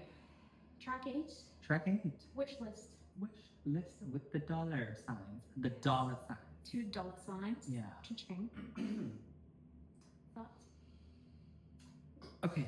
Wish list. So wish list. I kind of expected it to be what it was, to be honest. Because she'd been talking about, like, if you look at Taylor Swift's life from the outside, as you only can, you can like Wish List came up to be the song that I was like, okay, it has to be about Travis, right? What I Wish List kind of left me wanting more, though, to be honest. It's adorable. It's like, I wanna have, it's also the first time that she mentions she wants to have kids. Yeah. And I was like, well, she's thinking about it. That's true. Yeah. Do you remember Give You My Wild, Give You a Child? Oh. But that I felt was tinged with pain. That was changed with and more of I'll do anything to keep Yeah, you. and also because that was also paired with Is that enough for you? Kind of thing. Yeah, is that enough for you? And then also one of the others lyrics was not in the same song, but Your brother's my brother. No. Talking with the Knocking Cradles. So it was Talking Cradles. Yeah. It was that just, was an illusion. That was an illusion. And it was love bombing. Yeah. It wasn't real. It almost felt like, isn't that the next? Yeah. Whereas here she's like, I can't have the whole block looking like you. Yeah. It's like, I'm ready. just buy a house, settle down. Yeah. And it's like, and it also shows to how much she loves this person. Is like she doesn't mention herself in a way like get the whole block looking like you. Yes. You're my favorite person. It's like, I don't want the kids to look my like child to look like you. Yeah. Like, oh my god, that is the cutest. Yeah. This is the most like love, the pure form of love that Taylor's ever been in. Yeah. And I love it. I'm so I happy love for it so her. much. Yeah. Because I feel like the Swifties, we kind of reflect our own life onto Yeah. her and project a little bit. Yeah. We, you can feel like, she's 35 and she's engaged. Like, Yeah. she really waited, took her time, and found the love of her life, who treats her well in private and in public. Yeah. I could have that. Yeah. And she's mentioning all these like sweet, simple things, and it's like, oh shit. It's like, people like that are like, out there. people I like just that, want yeah. to keep looking. You know? I'm like, to also like, I mean, this is like kind of antithetical to what we've been talking about so far, but it's like, this is the person who wrote You're Losing Me. Yeah. And now I at least am finding so much joy in her saying she wants a basketball hoop. I know. Which is crazy. And I love it. And I respect it so much. And it really goes to show that like people are multifaceted. Yeah. You can be really sad and depressed one time or at a point in your life, and different seasons. Different seasons. Yeah. Different seasons. And they all teach you something. And I really think that like without those relationships in her life that brought her so much heartbreak and pain, I really think she would never have what she has now. Yeah. Because they all taught her something and gave her skills that was able to like creatively fuel her, give her notoriety, like somehow Travis saw her, but also gave her the skills to be like healthy in her current relationship as well. Yeah. You know? Yeah. Yeah. It's you know it's there wouldn't have been this if there hadn't been you. I'm just saying. Thank you, Amy. I'm just, References. I know, thank you. References. Why not? We love thank you. Oh, I love. Yeah. I love. Some people hate it, but I love it. I love thank you. Must be all King's friends. Um. Oh yeah. Oh, I saw an interesting theory online. This wasn't mine about wish lists. About how she's saying things in sets of 3. And the third thing that she says is always like, oh, it's not gonna happen, right? So as an example of that, one of the lines was, uh, one of the sets of 3 ended with an Oscar on the bathroom floor. And when you think about it, she's won, I think, every EGOT. Yeah. Except an Oscar. Oh. If I don't know if she's won a Tony. She hasn't won a Tony yet. Maybe she could. Maybe she could. Yeah. Well, I don't know. But another reference was about how the chopper blades, da. Yeah. And then I think that verse ends up with, "Oh, the world was, though I wish the world would leave us alone," and they do. But that thing got me thinking, like, I don't think that would happen ever. It's like such a dream that. Yeah. So I feel like the third thing that she's saying is also like a really deep wish. It's not just, oh, the kids, the block looking like you, and like basketball hoop. Yeah. She's put it like here and there everywhere. Yeah. She's wishing for things that maybe will never happen. Maybe will never happen. Because I don't think this woman is going to be left alone. By the cats and the media and, well, me. Us. Yeah, absolutely. To be honest. That's very interesting. Another theory that I saw is that these wish lists are wish lists specifically from various exes that she's had. It's like, oh, one ex wants a girl with a complex female character that could never be her. She's very simple, joyful, and goofy. One ex wants an Oscar on the bathroom floor, and this is what he wants. I want an Oscar. I want a critical smash Palme d'Or. Or Joe. You know, like these tortured artistes. Oh my God. Yes. So there can be many things that relate to not just exes in her life, but people in her life as well. Like I want that video taken off. Oh, we know that. Yeah, we know what that's about, obviously. Reference to the tape, but so it's interesting to think that these wish lists are not just random things. Oh my God, they might be specific allusions to specific people in her lore. Yeah. Who do you? Yeah. Oh my God, I did not think of that. But now when I look back at it, I'm like, wait, was she ever dating a footballer? Maybe. Could have been. Maybe she hooked up with a footballer. You never know. Maybe. Could be. Oh my, that just like opened up my mind. Yeah. Or yacht life under chopper blades. I'm sure like a lot of Travis's, the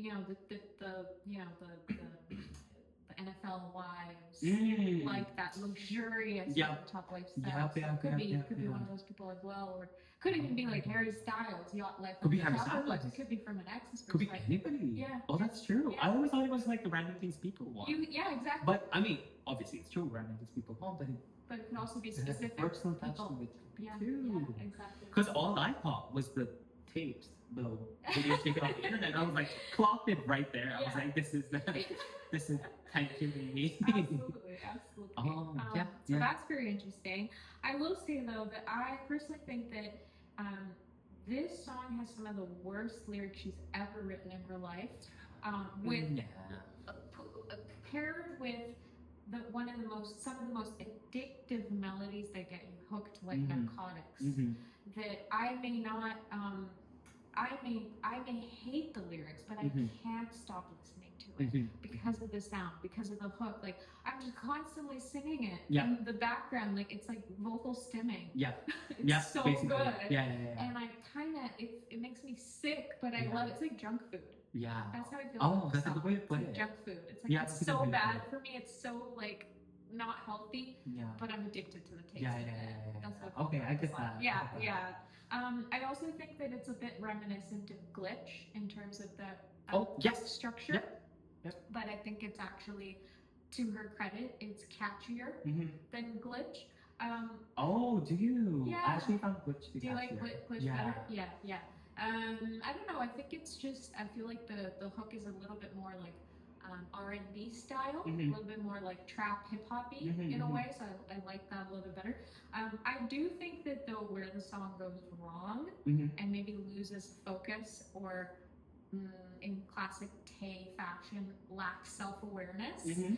is that she's talking about all these things as if she isn't Tay billionaire now 2 billionaire and then AOT winner times 4. You know, you're talking about like, oh, Critical Smash Palm or they want an Oscar, they Yeah. want this, they want a yacht, but you're a billionaire album of the year winner Girl, times 4. you can buy a chopper. Yeah, Many it's choppers. many choppers. You like sales, you like material gain, you love critical acclaim and awards. So Yeah. you're divorcing yourself from these things as if you're not that person, but Yeah. you are. But you are. Yeah. I mean, we know how many vinyls we're out. Okay.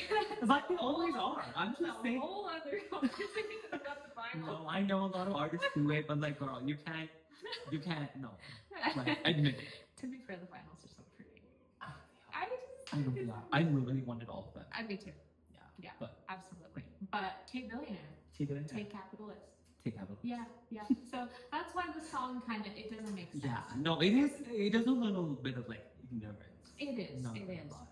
I also think that in that sense, it's kind of similar to Ruin the Friendship for me, where it's got a great sound, but I don't like the lyrics.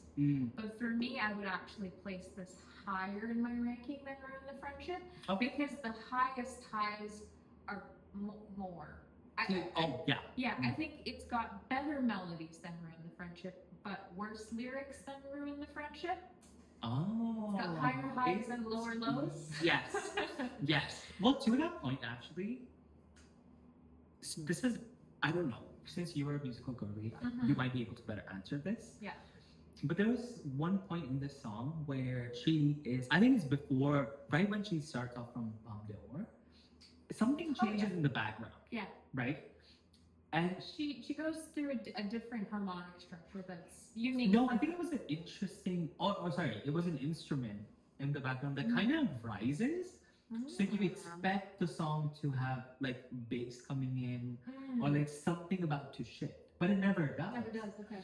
And I don't know. I heard it the first time I like played the song, and I was like, what is that itch that's like it's not scratching? Yeah. I don't know. I don't know if you noticed that. I don't know if you. I kind of understand what you're saying. It is a very like minimalist production. I will say. To the point where maybe if the lyrics or the hook isn't doing it for you, and you lean to the production to try to get something out of it, you're not going to find it. Yeah. So I feel that. Yeah. No. Yeah, I agree. Not one of my favorites on the album. Okay. Yeah. All right. To move on to, go ahead. Best Friend, who I think is hot, is a Bible verse. Is it what? Bible verse? It's a Bible. I love it. I love it so much. I think about it's what I want in a man. Absolutely. A best friend who I think is hot. I think about that in my dating life every day. Yeah, I bet. I want a best friend who I think is hot. Yeah, that is so simple. That's how I'm gonna date people now. Yeah, because what is she really saying? She's basically saying, I want chemistry and compatibility. Yes. Is what she's saying. It's like I could almost write this sitting on my desk any day, but I never have. Yeah. You know? Like I almost but it's like, clicks. It is so good. It's so good. Anyways. Track now. Pinocchio.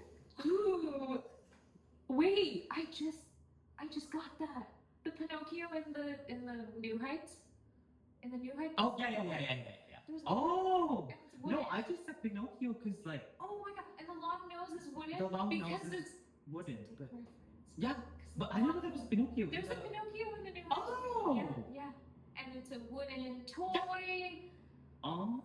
And then Pinocchio turns into a real boy, and like the nose is wooden and long.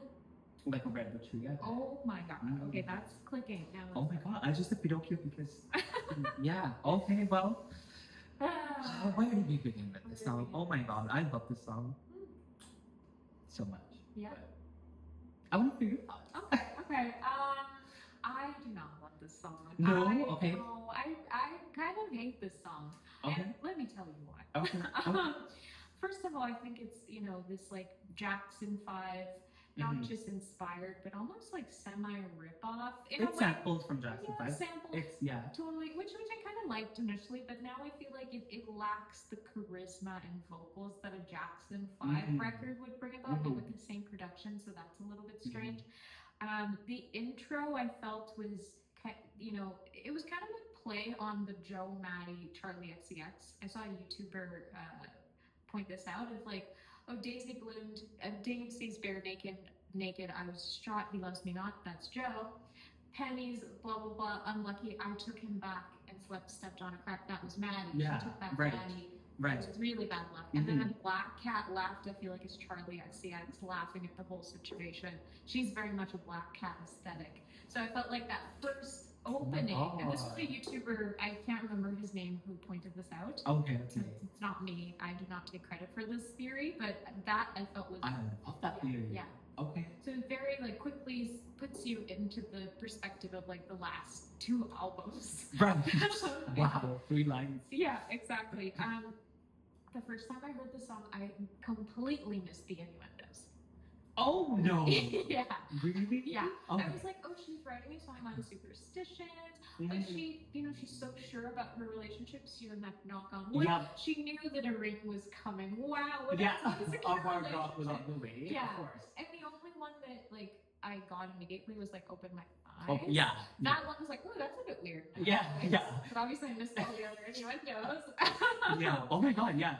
If you listen to just eyes, it's like. It's like, what the heck?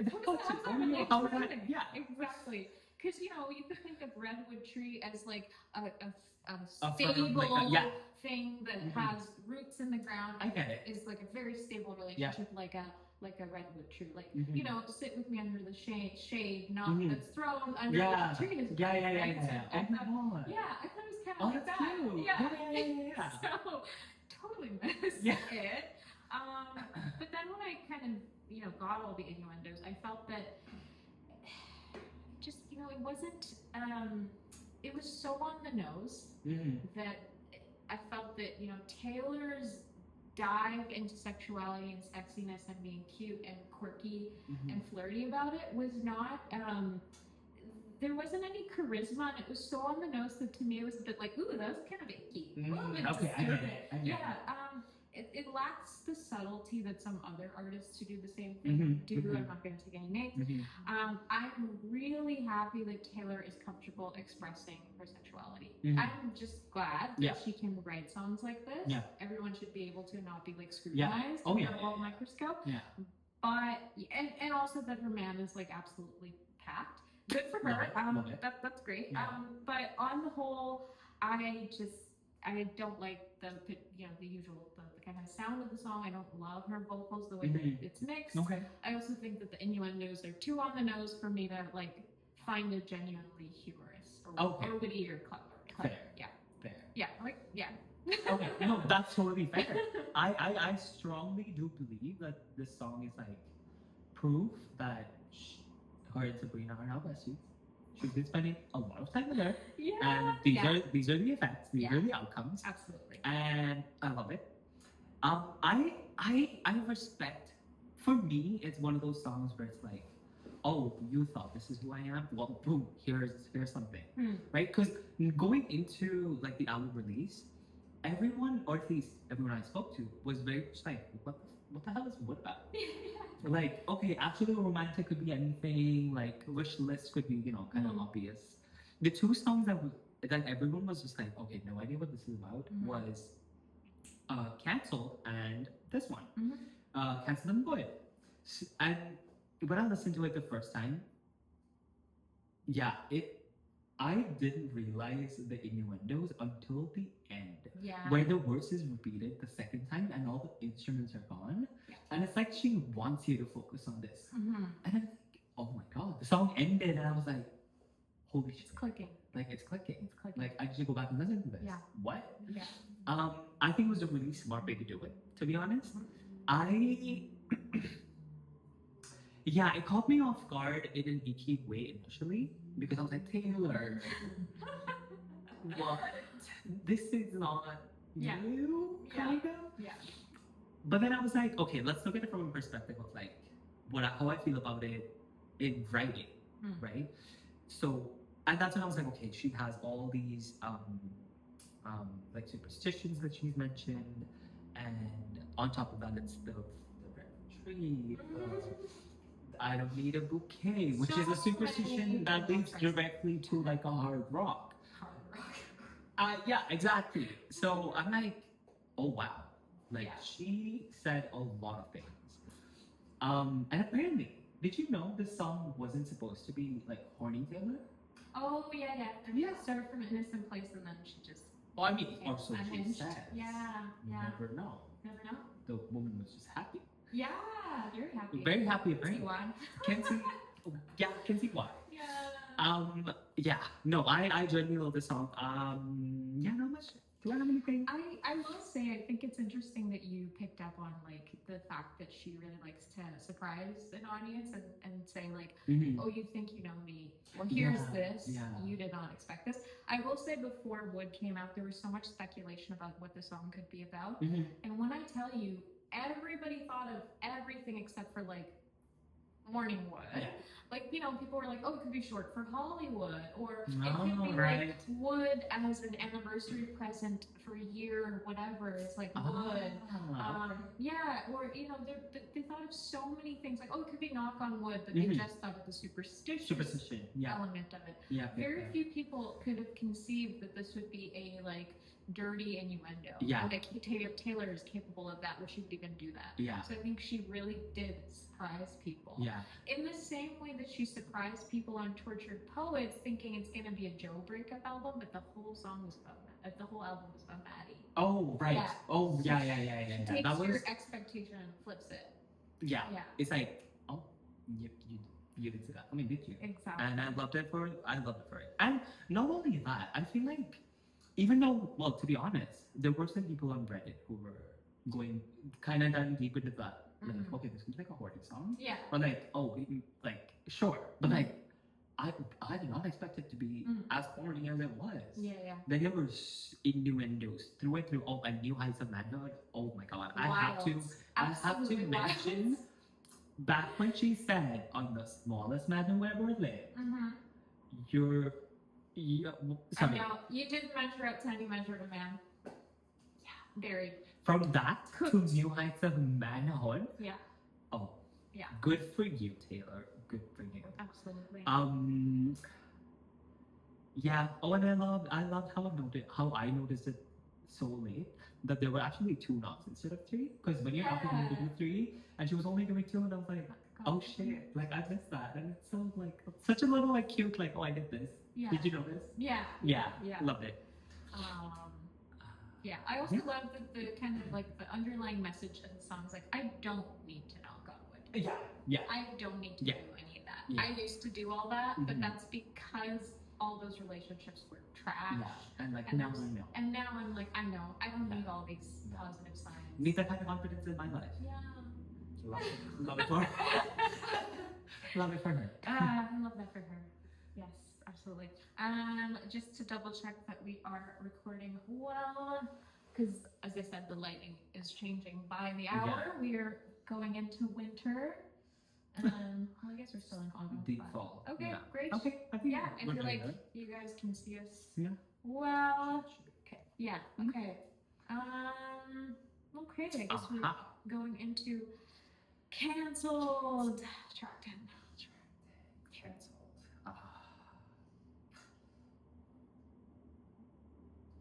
Should I go? Do you want to begin? No, Okay, go for it. Go Okay. for it. Okay. I have very strong feelings about canceled. Mhm. Canceled is my least favorite song Oh. on the album. Okay. Yeah. Okay. And let me tell you why. I feel that it doesn't work in any way whatsoever. The lyrics are objectively, well, I guess you can't really say objectively, but subjectively, I think they're genuinely bad. Mhm. There's very few times in Taylor's career where I'm like, oh, these lyrics are bad. They're not. Okay. Yeah. Okay. I think that they're cringy. The production is really, really boring and bland. The hook is not interesting melodically to me whatsoever. Her vocals are not impressive to me in this song, and I feel like the message doesn't really deliver. I understand that maybe what she was trying to say was like women in the industry are held to a different standard than men and might get canceled over something that is actually not politically incorrect. And if a man were to say it, nobody would bat an eye. But because I'm a woman, you are, burning me at the stake. So I understand that's what she was trying to say. I don't think it delivers in that way at all. If anything, it comes across as a rich, powerful person saying, in this world where these figures are increasingly abusing their power, I will stand by someone who does maybe extremely shady things in my dark underworld. Who knows what that could be with these characters in politics and with these men that end up on the news, right? Like, do you really want to stand by someone like that and associate your brand with someone who, is a part of that? Yeah, what? Oh yeah, it's not just the men. Yeah. Exactly. So that I feel like it just wasn't delivered well. Yeah. I understand maybe what she was trying to say, but that's how it comes across to everybody else. Yeah. I also think that ever since Reputation, every single album has had a song that hints to the Kim and Kanye situation. And I think even for me, it gets a bit too much. Like, when are we going to stop bringing that up in a way? I love Thank You, Amy. Yeah. There's lots of people who hated that at that point, and we're like, enough of the Kim and Kanye situation. Stop hinting at this. I love that song because there's an interesting way that she expressed that. Oh, yeah. That I related to my own life, but this I feel is not expressed interestingly at all, and brings back an old situation in a way that it's like beating a dead horse. Yeah. But it's not just the lyrics. It's the lyrics, the production, the message of the song, and her vocals. It's everything that I don't like about the song. Okay. Yeah. I have a slightly different take on this. And it purely stems from how people were thinking about it when she released the names of the track. Yeah. I actually think this song is heavily about Blake. Yeah. Because there have been way too many similarities or like certain like innuendos almost. Yeah. For example, when she says "Thorny Flowers," which is the cover of It Ends With Us. Bring your florals. Bring your florals and the whatever, Bring right? your friends. Also crazy. I mean, absolutely love it. The Gucci. Blake is very certain Amanda Woodson of her to say Gucci. Specifically, I feel like that's I don't know, could be wrong about it, but Blake Lively in the past has, I think, been an ambassador for Gucci. I think it was Gucci. Did Girl Boss Too Close to Girl Boss. Oh, that's we know that's a direct reference to what's his name again? The political commentator. The what? The political commentator. I don't remember.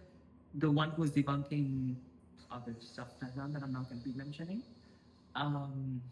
Mayo? No. Oh. I don't know. I don't remember her name. But one of her videos where she was talking about Blake was literally captioned, "What happens when you go too close to the sun?" And she's very popular. I see it. So I'm like, okay, this is Blake Lively. And then the line, "Baby, that all ends tonight." I'm like, oh, it ends with us. Oh. I'm like, this is very Blake Lively. Yeah. And honestly, I love it. Yeah. Because, like, if you zoom out from the perspective of, and this is me kind of diving a little bit into the Blake Lively controversy, but the PR was good from Justin Baldwin's end. Oh yeah, absolutely. There's so much astroturfing going on. Yeah. There's so much of like, she received a lot of hate for it. She actually, the court dismissed the case. Justin Baldwin didn't show up to the hearing. So he won the lawsuit that he, I think, himself filed. He lost it? Yeah, because he didn't show up. None of his lawyers showed up. This happened like last week. Yeah, why would he do that? And I mean, obviously, Blake Lively is not pure or anything. Like, we've seen the clips. Yeah. But to, like, if I take this song into perspective, she did get cancelled, right? And could have been for a lot of wrong reasons, simply because Justin's team had a lot of the PR. And this is her saying, "Oh, you girl got too close to the sun, didn't you? Yeah. Oh, and you were there when I was going through it. So I'm gonna take you under my wing, Yeah. right? And I'll teach you how to like stay away from it, how to like blah blah blah blah blah." But on the flip side of this, again, Yeah. is the fact that what do you mean? What do you mean? Like it gets dark. Like that scares me. And like this is witchy tale, but is this actual witchiness? Like what is? What do you mean, right? Yeah. Because one of the lines specifically, I don't think I wrote it down, but it was sleeping with like or like getting somebody else's man. Right? And that really irked me. I was like, that's really weird. What? Unless I didn't get it. Yeah. Like, because I don't think I didn't get it. I think I got it. Yeah. But it was just dark. Yeah. And I was like, I don't think we should be saying these things. I know. Yeah, but yeah, I don't know. Yeah. But I do love this song. I actually really, really, really love this song. For the melodies, I think it's very like boppy. Like I have danced to this song in my room. As again, this is a little bit of a witchy thriller. It's giving vigilante shit. Yeah, that's true. It's very true. Yeah, it's just I don't know. Like I love Blakely. Like you don't know how much I love Blakely. Blake Lively, sorry. Yeah, Blakely's kind of a nice. Blakely. Blakely, yeah. But yeah, I don't know. I think I also find it like very interesting that she, clearly if this is about Blake, she is supportive of the character of Blake in this song. But if you look at reality, it seems that there is clearly distance between the two of them. They've not been pictured together for several months. Taylor has never publicly stated her support over it for Blake. And there's been a lot of stuff that's come out in the media about Blake, potentially using their friendship as a wild card and controlling the situation. Exactly, and maybe even threatening to leak texts and things like that, and a subpoena that came out. There's a complicated it seems like dynamic between her and Blake currently as well. That friendship may even be over.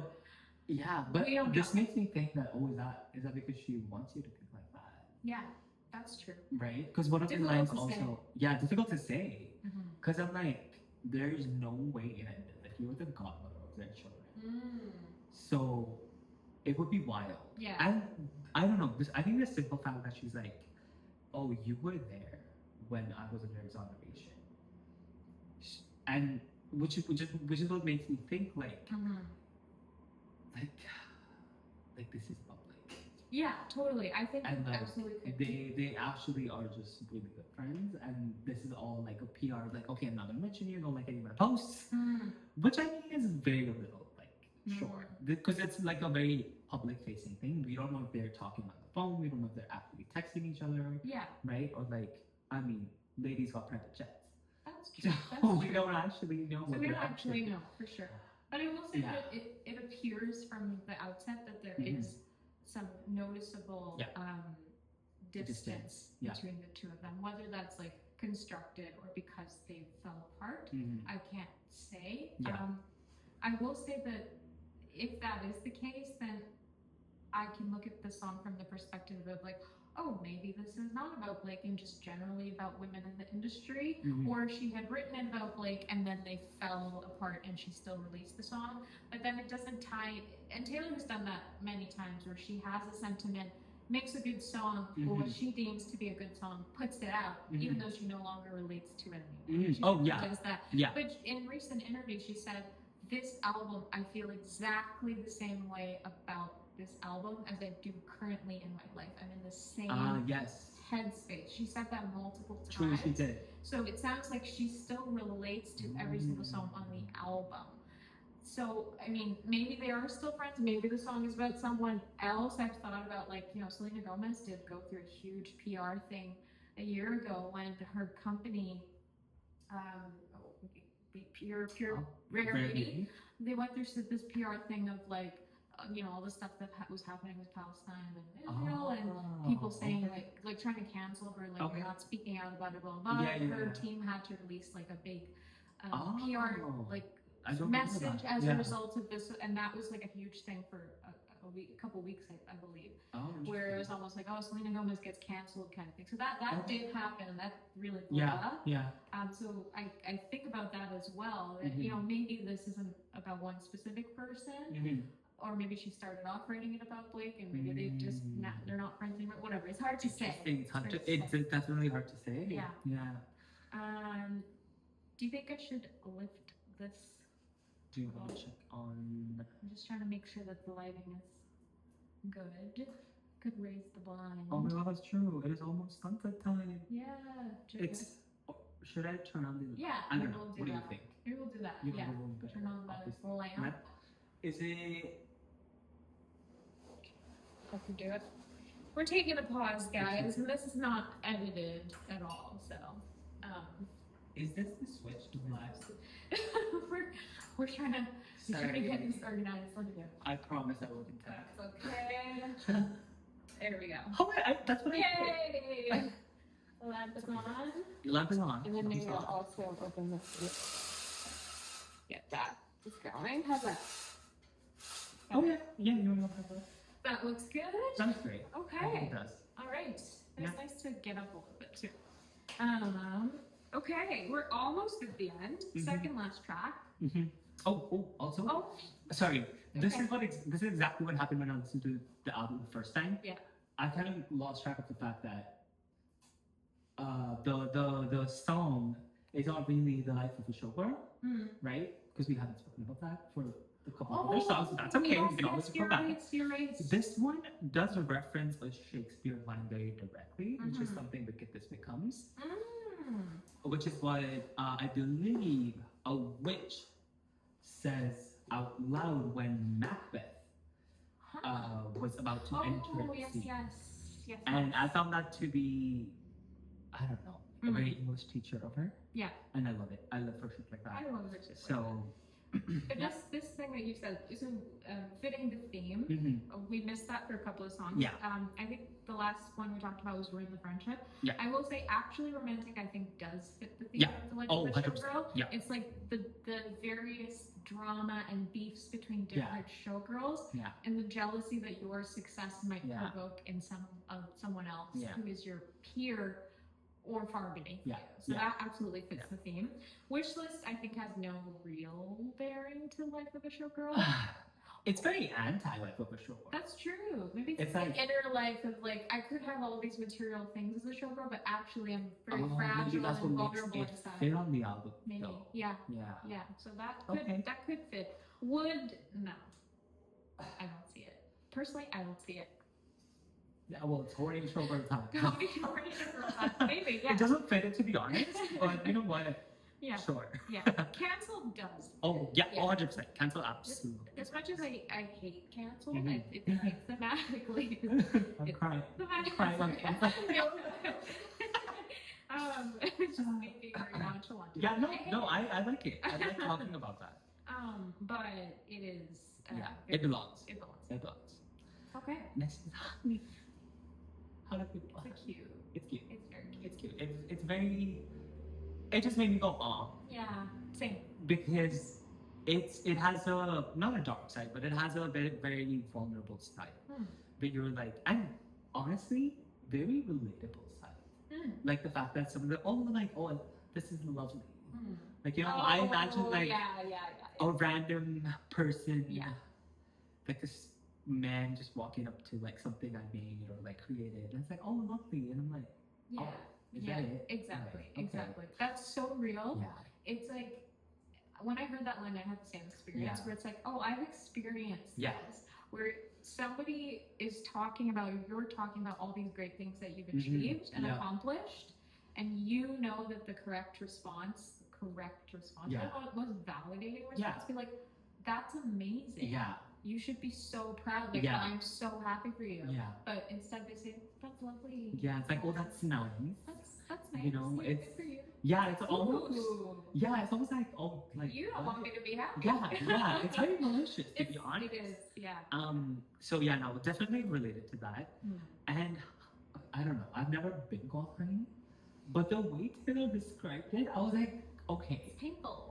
Yeah. it was It's condescending. it's condescending. I've also never been called honey on like the flip side of how Travis says it in a loving, pure way. in a loving, pure way, and the fact that she says you say it like you're in awe of me, I'm like, oh my god, like that is a level of respect, which is so interesting because we all look at Taylor in awe. Yeah. But for her to say that in a song, like, oh, my partner said it in awe, guys. Yeah. It's like, That's you're telling me you didn't have that? Yeah. You're telling me your partner was it not in awe of you? Like, you're Taylor Swift. Yeah. Even if you're a hater. Yeah. It's Taylor Swift. Which really goes to show how jealous and petty some of the men she's been with are. Yeah, or just very basic fact that she never got respected. Yeah. For her, for who she is, for her craft, her fame, her everything. And I remember when her and Travis first started dating, there was a lot of like talk of like, oh, this is the first man who realizes he's with Taylor Swift. Yeah. And he behaves in that way. Yeah. When he's asked about her, when he talks about her, like he lights up with joy, and he's like, ask me more. Yeah. There's a reason people love her. Yeah. You know? Exactly. There was nobody like that before. Yeah. No, I do not think so. I don't think I can look back at anybody. Like, not even Harry Styles, to be honest. And then, because, I mean... Definitely not Joe. Definitely not Maddie. Maddie's definitely not masculine. No. No. Joe wouldn't even talk about it. Joe wouldn't talk about it. And, oh my god, seeing the difference in the clips of them at, like, different... different shows. Sport shows and whatever. Yeah, I was like... So different. Yeah. When Travis was just like... Like, I love that so much. I was like... She's the star of the show. I'm just a man. I'm like, that was cute. The security and the masculinity in making a joke. She said this on like Jimmy Fallon or something, where he went up to Greta Gerwig, or who he thought was Greta Gerwig. Yeah. Not actually, he completely messed up. But he was like, I just can too. Yeah. The security in your masculinity as a straight man to say that. Yeah. Like, oh, my girlfriend is the shit. Yeah, it is such a great flag. Also, fully accomplished sportsman. Oh, 100%. In the Hall of Fame. Oh, yeah. Has won the Super Bowl twice. Yeah. You know? Yeah, like he's out there. Very successful. We know he's very successful. Yeah. But so still to be like, that's my oh, but she's honey, and like I'm in awe of her. Exactly. Wow. Super cute. I don't have much to say about Honey other than I think it's really cute in that sense. It's kind of mid. It doesn't like, I can listen to it over and over again without getting sick of it. Yeah. It's beautiful, but it's not like, oh, my favorite song off the album. No. I actually think Honey would be in my bottom 3. Oh, okay. No. No? No, I felt uncomfortable as soon as I said that. No, okay, fine. Honey's somewhere in the middle. Rankings are so hard. The rankings are hard. Yeah. But when it comes to like some of the lyrics, I do want to say, Horny Goofy Taylor showed up here for a sec. Oh, we can bet down, pick me up. Who's the best in the land? I mean, it's so goofy. It is so goofy. Yeah, I love how she takes the lyric as well in a previous song and then flips it. Like, you know, on Eldest Daughters, just say, I'm not the baddest in the clean version. Like, I'm not the baddest. Oh my god, that's true. And then this one, she's like, who's the baddest in the land? Who's the baddest in the land? It's like Big Oh, Juliet. yeah. You know, she'll be like, a couple songs into Midnights, she'll be like, I don't really feel great. I don't really feel like all this. But then in Visual, she's like, oh, best believe I am still cool. Yeah, that's true. Yeah. She does me a lot. So she really like explores all of her emotions. Like some days you don't feel so great. Like some days she's like, oh, everybody else is a sexy baby, and I'm this monster. Yeah. And then 2 songs later, she's like, I'm Taylor Swift. Yeah, like my people miss me. Yeah. So bye. Yeah. Oh my god, that's true. Just so human. Like you have those days. It's just such a human like, thing. Yeah. Where you're like, oh, I'm really feeling really down. And then the next day you're like, I'm an incredible human. Because like, I have no idea what I was feeling. That is not true. Yeah, exactly. Oh, I love it. I love that you noticed that because I did not. I was just like bent on the lyrics factor it. I was like, Yeah. oh, it's cute, goofy, so like cute. fun-loving Taylor. Like I very can almost lover-esque. imagine it is very lover-esque. Yeah. I can almost imagine Taylor Swift as like just being a girl. Yeah. You know, Yeah. she's just a girl. Summertime spring. Yeah. So that's Yeah. exactly. And also, It's a summer bop. I love that. It is a summer bop. Yeah. I loved, and I don't know. I realized this as soon as I was reading the lyrics. But she said, as the song ends, uh, some guy asking her what you're wearing too high. You don't know who that is. And oh my god, do we? I don't know. Is it? Is it? I don't know. Do we? How do we know that? Asking me what are you wearing over the phone, then too high to remember in the morning. Who else would be Oh, manipulative? sorry. You know, you're right. Of course it is humanity. Yeah. No. I actually didn't think of anyone because I was focused on how she was singing it. And the fact that there's no pause between her going into what are you wearing Yeah. and then too high Yeah. reminded me of her belly button controversy. Which is not a controversy to begin with. Oh my But god. like she left that in What are there. you wearing She too knew what she was doing. What are you wearing too high? I was like, she wrote this for us. I genuinely was like, oh, belly button? Belly button gate. Belly button gate. The fact that she, like, in the life of a showgirl has made it a point to show her belly button is kind of wild. I know. Like in And the then- videos. Yeah, I yeah. got it. She's like, it's oh, I here. got it. It's right there. Yeah, no, I don't know if she meant it, but the way she sang it, Yeah. oh, what are you wearing too high? I'm like, oh, it's a belly button mention. Yeah, totally.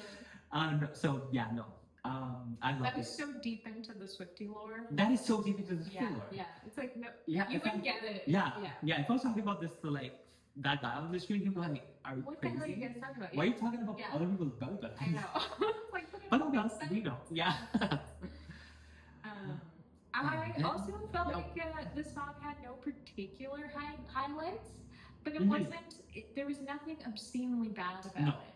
So I agree with that. very mid, Yeah. in a sense that benefits it Mm-hmm. and it has replayability. Yeah. There's nothing off-putting about No. it. You know, it's No. sweet. It's a sweet. bop, simple. Yeah, it's a very simple. Like, Um, I'll love it song. Yeah, I did think that it was a very strange placement of the song. It was like sandwiched between Cancelled Yes. and The Life of a Showgirl, which I thought was very unusual. Yeah. If anything, it would have made sense like between Wishlist and Wood, maybe. Yeah, But yeah. To it give is- into a little opening into words. Yeah, exactly.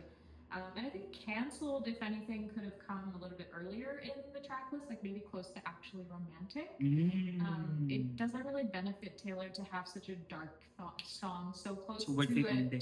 to a To optimistic honey, to honey. ending. Yeah. So that was a bit of a weird placement. That's true. Yeah. Okay. I don't know that it fits the theme either. Of the Life of a Showgirl. I actually think it completely fits the Do theme. you elaborate? Tell me. Because when you're like in the, let's imagine like you're in the industry and Mm.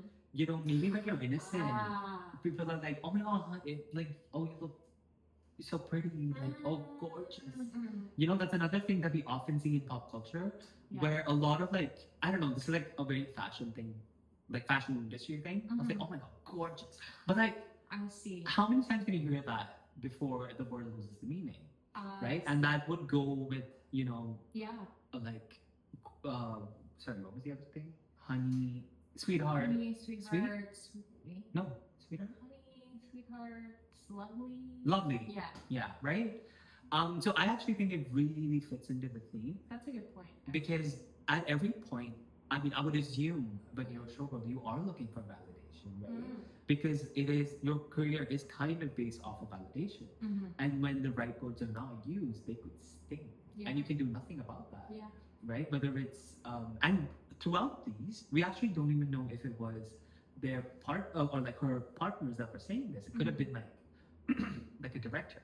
Oh, Yeah, your shorts right. are too short. Right. Or your skirt's too Yeah, short. like the industry and people The in industry and the industry. people. Yeah, yeah. So yeah, I Yeah. actually think it fits in quite well. That makes sense. In that way, it's very similar to, it's almost like a twin song of Wishlist, where in some sense, Wishlist does fit the theme of like Mhm. all of these superficial aspects of being a showgirl and Yeah. the material aspects of it, but actually deep down, my vulnerable, fragile side wants this Which pure is love. Yeah. And Honey's kind of similar. It's like, oh, these words in this industry that Yeah. are condescending and used to attack me in some way. Actually, with you and our real relationship is so like pure. Yeah. So they're kind of twin Yeah, towers in that they way. actually, I do agree with that. Yeah. They're on the same scale of showgirlship. Yeah, and they kind of have similar like like not chords, but a similar vibe in terms of like positivity. Yeah, that's true. They're both very cutesy songs. Cutesy songs. Yeah. Exactly. Okay. Ta-da, the grand Oh my god, finale. it's the last one. Wow, Finale. that felt like kind of quick. Like, That kind of quick. It was only 11 songs. Let's talk. Yeah. So the Life of a Showgirl, the title track, and the last track. Yes. 12th song from her 12th record.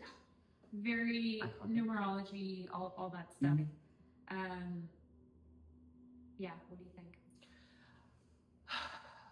What do I think? I actually thought it would be what Fate of Ophelia would sound like. Or, sorry, did I say that right? I thought it would sound more like Fate of Ophelia because of the level of production and just theatrics of it. But it was kind of like Fate of Ophelia, except like, you know, it ignored it wasn't inspired from like somebody else's lore. It was just a very pure form of, oh, her name was Kitty, which, I mean, is so cute because her grandma, she was called Kitty. Oh. And she was a showgirl. Right? Kitty somebody. I forgot the... Yeah. So it's very inspired from like, oh, her name was Kitty, as if she's supposed to be your grandma. Yeah. And, oh, it is adorable. That's sweet. Yeah, Sabrina Carpenter, oh my god, I can't believe you didn't mention Sabrina. Yeah, oh my god. Goddess, love her. Incredible. Their voice on this particular song together, they sound like amazing. Yeah, I agree. They sound like very in the flow, very complimentary as well. Perfect feature. Perfect feature, honestly. Yeah. I love the storytelling that comes with this song. Totally. Like her name's Kitty, she was pretty good. The flow is really nice. Yeah. I love how it flips in the middle. She's like, oh, you won't be able to do this. Like, this is not for you. Yeah. But then and potentially to think that is possibly something her own grandmother told her. She was like, no, you're like, you're child. Like, oh, I could never put you through this. I don't want I don't want for you what I've had to go through. Yeah. And also it could have been, in some ways, Taylor speaking to Sabrina. In some ways, it could be Taylor speaking to Sabrina, which is what's so crazy about it, because we know Sabrina has been a Swiftie. Oh, yes. Since she was like young. Oh, yes. So for her to now be featured on the song is the life of her showgirl. That's full circle moment. It's such a full circle moment. Yeah. It gives me goosebumps. Totally. The song, when we like really think about what it means. Yeah. I also think like it could, similar to father figure, where you're not really sure who the roles are. Yeah. It could totally be, Taylor speaking to Kitty, grandmother. It could be Sabrina speaking to Taylor. Yeah. It could be Taylor speaking to all the newcomers. It could also be like, Taylor's reference to a lot of her heroes throughout lots of different albums, right? Stevie Nicks. Stevie Nicks talking to Clara Bow. Yeah. Clara Bow talking to Taylor Swift. Exactly. It could be like her talking to Elizabeth Taylor. Yeah. The Dixie Chicks. It's like all these people who are, documented to be her role models or inspirations. Like, there's so many different people who occupy that role. Yeah. So like Kitty could be just a placeholder for anybody. Yeah. That is beautiful. Yeah. I love that. One of the also brutal song, like she says some things in this song. Like she wanna skate on the ice inside my veins. On the ice inside my veins. It ripped me off like false lashes and threw me away. That hurt. Yeah. Like as soon as I had never even worn false eyelashes, but I read that and I was like, oh my god. Yeah. Like they do you dirty. Yeah. But that was sad. One of the cutest things that Sabrina says at the song is that we have to talk about the ending, which is the whole thing. Oh. But Sabrina like literally whispers, like, hey Kitty, now we come on. I know. Yeah, I'm like, oh my god, yes you do, girl. Yes you do. She's pretty, she's witty, she's pretty, making money. She's so witty, and of course she's making a lot of it. Love that for her. And I love the way she delivers it as well, with a little bit of a laugh. A little bit of a little bit of a like a Sabrina twist on it. Exactly. I love that. W- is there anything? I think that this is the one song that like absolutely matches the theme of the Yeah. album. Obviously, like 10 on 10 for following the concept. It's the production I was not particularly excited by. I thought most of it was a little bit too bland to my liking. I do understand the like thematic like boom, clap, clap, It's very like it's almost like a stadium full of people singing to that rhythm, so that makes sense. But I think the bridge was really musically interesting. It felt very like Broadway musical. It did. Campy, It did. So very theater kid sort of vibe there, which I'd never heard Taylor do. I thought that was really interesting. Sabrina's vocals are so charismatic. It's like butter. I actually loved her vocals more than Taylor's. Oh, you know what? I agree. Yeah. Like when Sabrina started her my ears perked singing, up. yeah, I was like, oh, it's like this actually flows so beautifully together. Yeah. Yeah, no, it's true. They have a lot of chemistry in the song as well. I will say one of my big gripes. Well, so yeah, it was the perfect feature. One of my big gripes with the song is the use of the word legitly. I hate that. And, you know, obviously it's very legitimately. Yeah. Like obviously it's legitimately. You had to cut it short, but it's like it's too Gen Z. It's like, kind of So that's my one like pet peeve. Yeah. But like you said, I love the ode to the Eras tour at the end. That really got me emotional. It kind of made me cry. Yeah. Even though I wasn't there. I was like, oh my god, I wasn't right. I was almost there. You're almost there. Yes. I was there. I was outside. Exactly. Yeah. And you know, we all watch the live streams every single show. Oh yeah. I was watching a lot of live streams. Yeah. You can almost hear me there. I'm in the song. Anyways. Yeah. I can't wait for the documentary. Oh my god, I cannot wait for it. In Vancouver? Like, are you kidding me? That's wild. My show. It's the city. We are in, like, behind the camera is Vancouver. We're in Vancouver. Like, she was like in a 10-mile radius. Yeah. So, yeah, I'm excited. So, the documentary, the movie, the last show, it's going to be the city that we are in. Very special to us. Yeah, we're so excited. Anyways. That's basically it. Yeah, the ending, Life of a Showgirl, I think it was a perfect ending. Yeah. With the whole... And I love that she also said, oh, we'll see you next time. And yeah, like, oh, exactly. Can't wait either, babe. That was so cute. Yeah, that was adorable. Because it's like, there's more to come. There's more to come. There's always more to come. Always more to come. Because, you know, I really don't like that, you know, a lot of people are like, oh, this is her last album. That's... Oh my god, I was actually so scared because I started believing it for like 5 seconds. Yeah. And I was like, but no. An interviewer asked her about the podcast and she was so offended. She was so offended. She was like, that's wild. I'm Taylor Swift. Yeah. Like, do you not know what I do and what I love? You think I'm here because some producer paid me money? No, I do this for for love of the game. Exactly. And like obviously she's gonna have another type of folklore Evermore Sunday. Which is going to be exciting to go. Yeah. Obviously, she's going to have another country record. Yeah. Return to country, full circle, which lots of people will be excited about. Yeah. Of course, she's going to keep making pop music as well. So it's like the possibilities for Taylor's career are, I think, so versatile. No other artist really is doing it like that. No. Where I can do pop, I can do country, I can do folk. Yeah. I can do a record like Reputation. Yeah. So like that. Yeah. She can. I'm really excited for. Maybe she is a bad bitch.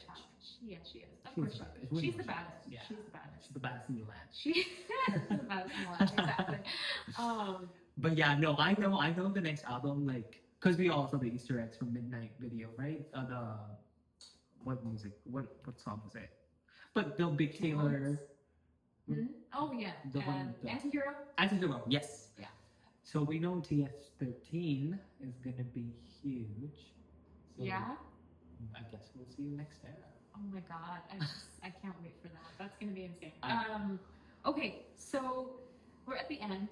Mhm. We've talked a lot about each of the songs, our Mhm. general view of the album, a little bit like of our history with Taylor in terms of how important she's been to Mhm. our lives. Do we want to do ranking first and last for you? And I think for me, Yeah, I think I'll do first and last. Okay.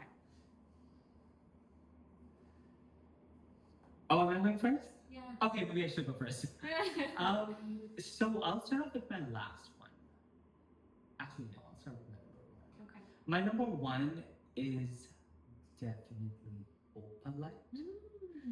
Great choice. Yeah, the twinkle that it brings me, like the way that song makes me so happy. It makes me want to dance. It makes me want to like jump out of my chair and be like, "Oh, Opalite," you know. It's just fun. Like, Yeah, it is. if I and the way that I'm thinking about it is like, oh, one song started playing randomly. Which one would I be most excited about? And that's Opalite. No questions asked. My least favorite. Honestly, I want to say Wish List. Just because I'm like a little disconnected from it. Also because like I cannot relate to it. I cannot relate to her. You know, saying like, oh, she wants kids and all. I don't know. Right. And then also the whole like, girl, like, you have a chopper. Like, I'm sure you could if you don't. You've got a private jet. Yeah, you got a private jet anyways. Yeah. So I don't know. I feel like it's like I'm being told to lie. Yeah. Kind of, in a way. So yeah, I don't love it. But of course, like I do love the song for what it is. It's a bop. Yeah. But it's not the one that I love the most. Fair enough. Yeah. Yeah. I don't think those are unreasonable choices at all. If you had said your number one was Wood, I would have lost my shit. Yeah. And thrown furniture around. No, I'm goofy, but not. Yeah. You're not crazy. Yeah, I'm not crazy. You're not crazy. Sorry to the Wood stand. Yeah. Sorry for the stand. Hey, if you're horny, you're horny. Sorry. Yeah. I think for me, the way that I've ranked it is kind of like a combination of my personal thoughts towards the song as well as a little bit of objectivity, not too much, because obviously it's hard to say what is objective. Yeah. It's still subjective. It is very subjective. But I tried to be fair to it. So starting from number 12, Cancelled. 11 is Wood. Number 10 is Eldest Daughter. 9, Actually Romantic. 8, Elizabeth Taylor. 7, Ruin the Friendship. 6, The Life of a Showgirl. 5, Wish List. That song has no tracks in it. Oh, okay. 4, Honey. 3, The Fate of Ophelia. 2, Opalite. And 1, Father Figure. Oh, okay. Obviously keeping in mind that this is gonna change. Oh, yeah. This is just me today. Yeah. Ask me a month from now, it's gonna be different. Yeah. So Yeah. I think I can confidently say my number one is definitely gonna change. Yeah. I think my number 12 is gonna change. I see. Yeah. I feel the same way about my number 1 and number 12. I don't think those are gonna change. Yeah. I'm always gonna hate Cancelled. Okay. I'm always gonna Okay. love Father Figure. Oh, you know what? I would say Cancelled is like my top 6. Wow, okay. Yeah. It just goes to show the range of The Swiftie range. opinions that are all valid. Yeah, that are all valid. Because I mean, like, we spoke for like 3 hours. Yeah. And I was like, yes, right? And then you're ranking and we're like, oh, Cancel? I love that song. And she's like, oh, I hate it. So it really goes to show that it's so subjective and like, yeah, absolutely. the range is insane. Yeah. And these were just 12 songs, so. Just 12 songs. Well, I had so much fun. I had so much fun. Thank you so much for having me. Much. I'm so glad. And like, obviously, you know, depending on what you guys think and how we feel, we'd love to make more. Oh, 100%. Yeah, there's so many topics we could explore. There are, Tortured Poets. We loved it. Those are 30 good songs that are all number 1. Yeah. So anyways, if you made it this far, thank you so much for watching, and yeah, I'm sure we'll do more. I hope so. Yes. I had so much fun doing it. Okay. Yeah, Tart. This is the fearless. Bye. Bye.